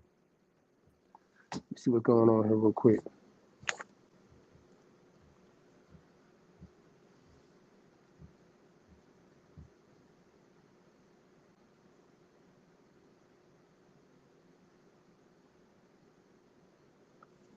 Okay. So America's revealed. Slide up, Doc. I really think that with all this information, you're gonna have to do your research to find out how your surname came about with you. Is or is it not? Are we debunking or are we not debunking? What's really good on Turtle Island? There's a great deal of confusion on both sides of the Mississippi River, just like it is in America. Concerning this question, this is mainly due to the fact that 20th century Caucasian academians didn't do their homework. When churning out books and academia papers on the southeastern Indians, they cited speculations of their peers rather than research eyewitness accounts. Ooh, my eyes just jump, yeah? Where am I at? Okay, yeah, I'm right. From the 16th and 17th to 18th centuries. Later in autumn in 2022, after finishing the Mesolithic period in eastern North America, we provide a detailed chronology of the cultural histories of the tribes in the lower southeast, but below is a brief summary. Shout out to Muskogee. Este-Lvste, you heard? The generic label Wachisi Creek, or the creek developed during the late 1600s in the colony of Carolina to describe the culturally advanced archaeological tribes of what is now most South Carolina, Georgia, Western North Carolina, and Eastern Tennessee. They share cultural traditions that originated in southern Mesoamerica and eastern Peru. Swift Creek style stamped pottery, the stomp dance, and the sacred black drink, Yupon tea, are all ancient traditions of the Panoan tribes of the eastern Peru. Slide up. Creek in British English, even today, means a tidal stream on the coast or slow-moving deep river within the interior. That term would be a bayou in French and Batona in Spanish. Oceanese Creek was the original name of the Ogamee River. In the 1600s and the 1700s, Okomeji Bottoms at present-day Macon, Georgia, was essentially a bayou running through a swamp. Thus, the generic name Creek seems to be derived from those towns along the Okomeji River. However, the ethnic name Creek could be used by anyone descended from the culturally advanced tribes practicing Mesoamerican and Panoan traditions in South Carolina, North Carolina, Georgia, Tennessee, Alabama, and Florida, whether or not they were ever members of the current Creek Confederacy, which was formed in 1717. You slide up. Right? Kind of all matches with that time frame, right? Where you see what's going on, and how things are leading up to certain things, going into these time frames, right? Even before the mixtures come in, right? And people like Alexander McGreevy signed treaties. The lower Cherokees were actually Issa Creeks. I did, huh? When Charleston was founded in 1671, there were no Cherokees in Western North Carolina or Southeastern Tennessee. In fact, a word like Cherokee does not appear on any European map of Lower Southeast until 1715. Late 17th century Carolina archives clearly state that Creek men from the coastal region were used as guides and translators throughout the southern Appalachian region of present-day Carolinas, Georgia, and Tennessee. The lower Cherokees were actually Issa Creeks who preferred to be allies of the Cherokees in northeast Tennessee rather than the Creeks in present-day Georgia. That is the reason that I have no trouble translating any lower Cherokee village name or word, like Cherokee scholars tell you, than lower Cherokee in an extinct language that cannot be translated. Slide up. I messed up. Spell check. Okay. Appalachia. Appalachiola. Palachi. Kind of go back to the Mayan.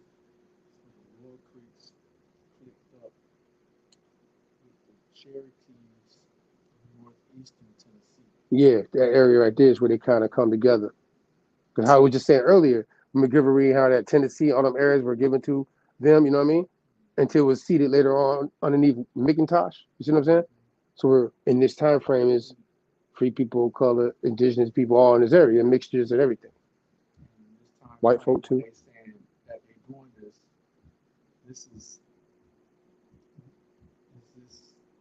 Yeah, Mossy War, 1715. Right.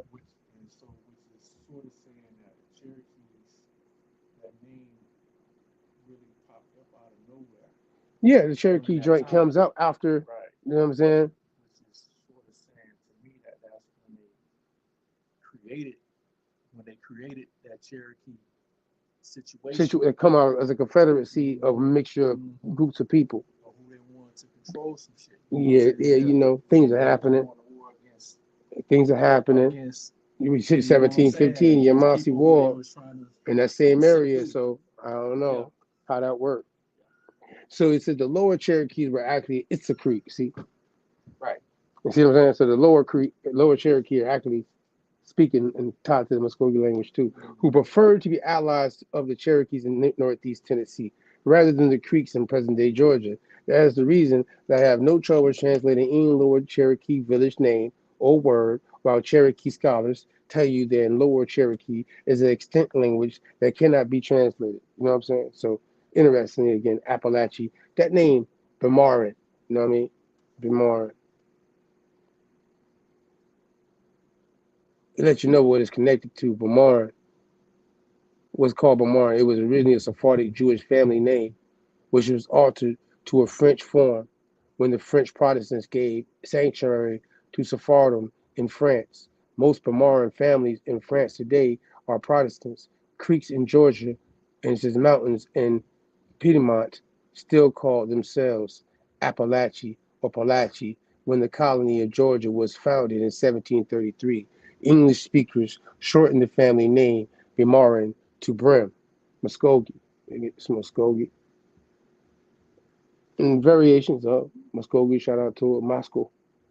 Muskogee is the Anglicization of the hybrid ethnic name Muskogee. It first appeared in 1748 after Malatichi became High King, or what the British colonists called the Creek Confederacy. But the Creeks called the people of 1-5. Shout out to my people 1-5, Yasherel.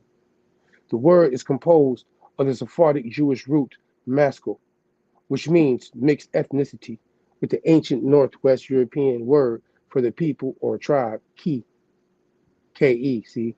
And then it says ki, K-E, again, sound pronounced gruttily in both the Creek and Gaelic. You see, it said that Gaelic, that's where that Scottish we were talking about earlier, because that's who it belonged to. Gaelic languages. English speakers typically write the K sound in Muskogee with the G-E, and Irish Scottish Gaelic as a G. You know what I mean? We're keeping a G with you. Keeping a Yasher. You know what I'm talking about? You slide up. Why is a Ladino, Spanish Sephardic Jewish word, used for this name of one of the largest federally recognized tribes? A handful of French Protestant survivors of Fort Caroline were allowed to settle in the Kingdom of Appalachia, northeast Georgia, in autumn of 1565, Nombre de Dios Amacario, if they agreed to marry Appalachian women. As you can see below, marrying Creek gals has never been an obstacle for most men, as Alexander McGreevy, the Wind Clan, shows you, right? Then it says the Appalachian elite converted to the Protestant Christianity within a few years. Apparently, one of the refugees was named Bemarin. His marriage to a member of the royal family produced a high king in the 1600s. Obviously, the mixed blood Bemarins also passed on their Sephardic traditions and cultural knowledge. Hakeem Malatichi had a Hebrew name. When coining a non-English name for members of the Creek Confederacy, he chose a Sephardic word paired with the Muskogee language, Gaelic suffix. The Creek commoners would have assumed that Maskell was a mysterious Creek word unknown to commoners. Strictly speaking, the Muskogee Creek will be any Creek whose ancestors spoke the Muskogee language. There's significant genetic differences between Muskogee Creek and Itza. In the language of the Creek ancestors, I have no American Indian DNA. All of my Asiatic DNA is from southern Mexico, eastern Peru, Lapland, or Southeast Asia. You see that? Yeah.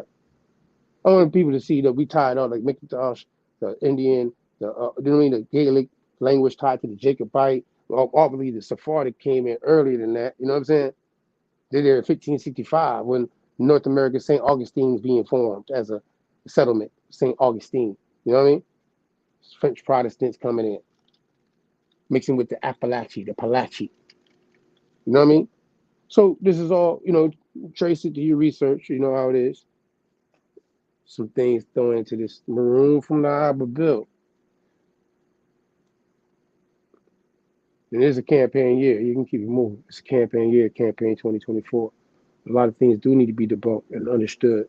Who your people is tied to this genealogy dig and heritage and history and the time frames our folk been in this land, indigenous to it.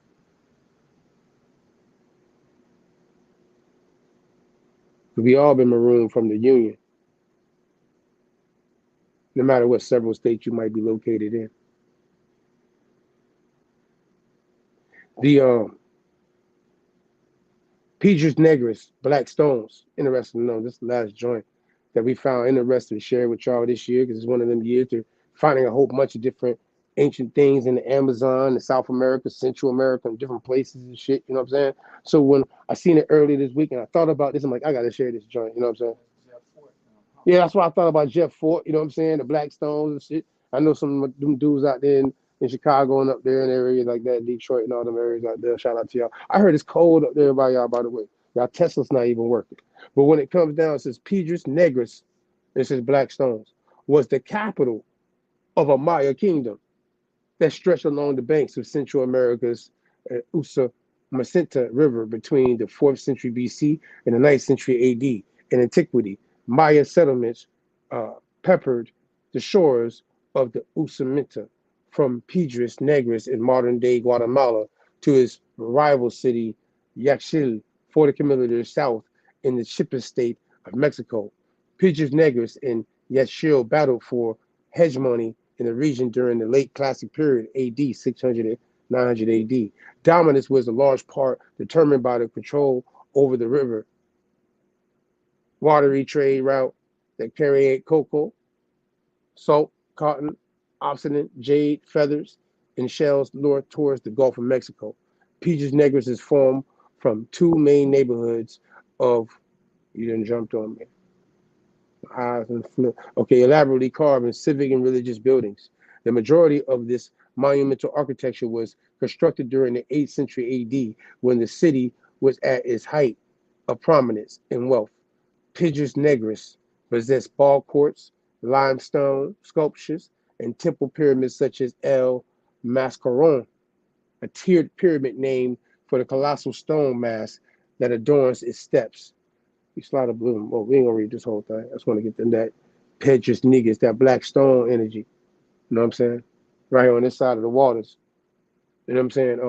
The ancient Maya referred to the Piedras Negras as Yochib, or the entrance, because of a 100-meter wide sinkhole at the site, thought to be an entrance to the spirit world. You heard me? I guess they were trying to get back to the Abba. I ain't marooned into that Abba though. I ain't jumping. And you, hey, all them people jumping in the hole, I'd be like, I'm gonna find out another way. Whatever you might, whatever they thought they were marooned from in that situation, I'm not jumping in it. You heard me? I'm gonna have to find out with my eyes just closed. And I hope y'all all blessed and Yashar and your creative man state of getting to it, that you get there too the same way peacefully. You heard me? I don't wish no, unless you want to flight now. You want to flight about something. That's just, like the ball courts. You know what I mean? We can play a game. Put a little money wager on it like they do football. You know what I'm saying?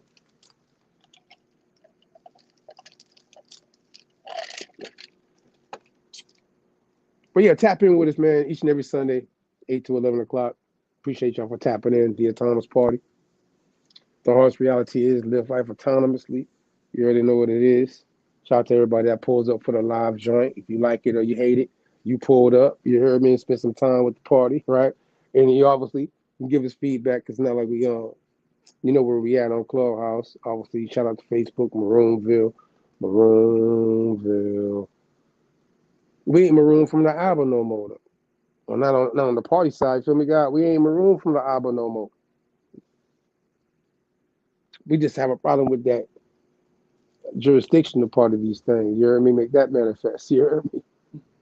But at the same time, as all that gets together in the union, that we can move back in that Cadmon state. You heard me? Until that union comes back together like Humpty Dumpty. You heard me? 13 go back to the 4 and cover the 4 corners. You heard me? We only take one day at a time because we only give it one day at a time. You know what I'm saying? And with that being said, you can play that Maroon J joint. God, we're going to see y'all next week Sunday. You know what I mean? We got Pirates in the Caribbean coming at the end of the month, the last Sunday. Obviously, Aboriginal Wall Street, first Sunday of the February, Black History Month, as they call it. You know what I'm saying? We're marooning that as well, but we're going to do some things. Scramble for Africa is going to be in that month. I mean, we got Lee Cummings and Black History Month pulling up on us, too.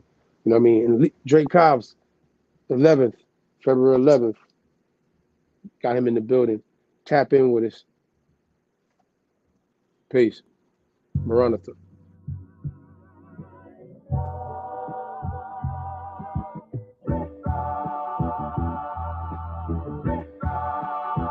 This could take quite a bit of time.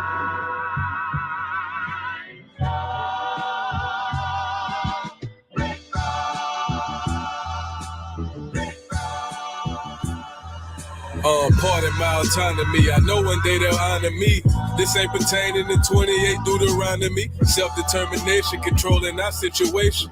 Ain't no more indoctrination from pale faces. How the fuck you bummy and broke but a pale racist? My lineage free people of color with a left make each nigga. This right here, Marooned. Now, it ain't burgundy. If you plotting murder, I'm certain that you'll need surgery hurt from when the burner squeeze. Protecting tribe business. Only consulting with governments tried to tribe with it. Please don't confuse us with those considered native. Semi-autonomy never was in our nature. Just address me as Este-Lvste. Wild Indian status and Cherokees riding Ruchis. In my war bonnet, if you want it, bring it to your region. And black forces the same color the European. Pardon my autonomy. I know one day they'll honor me.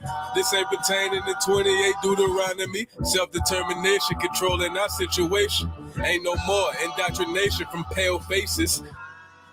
Aborigines, which means what? Black folks. But you never find a white aborigine. Aborigines are called natives, or they're always dark-skinned people. You and I are aborigines, but you don't like to be called an aborigine.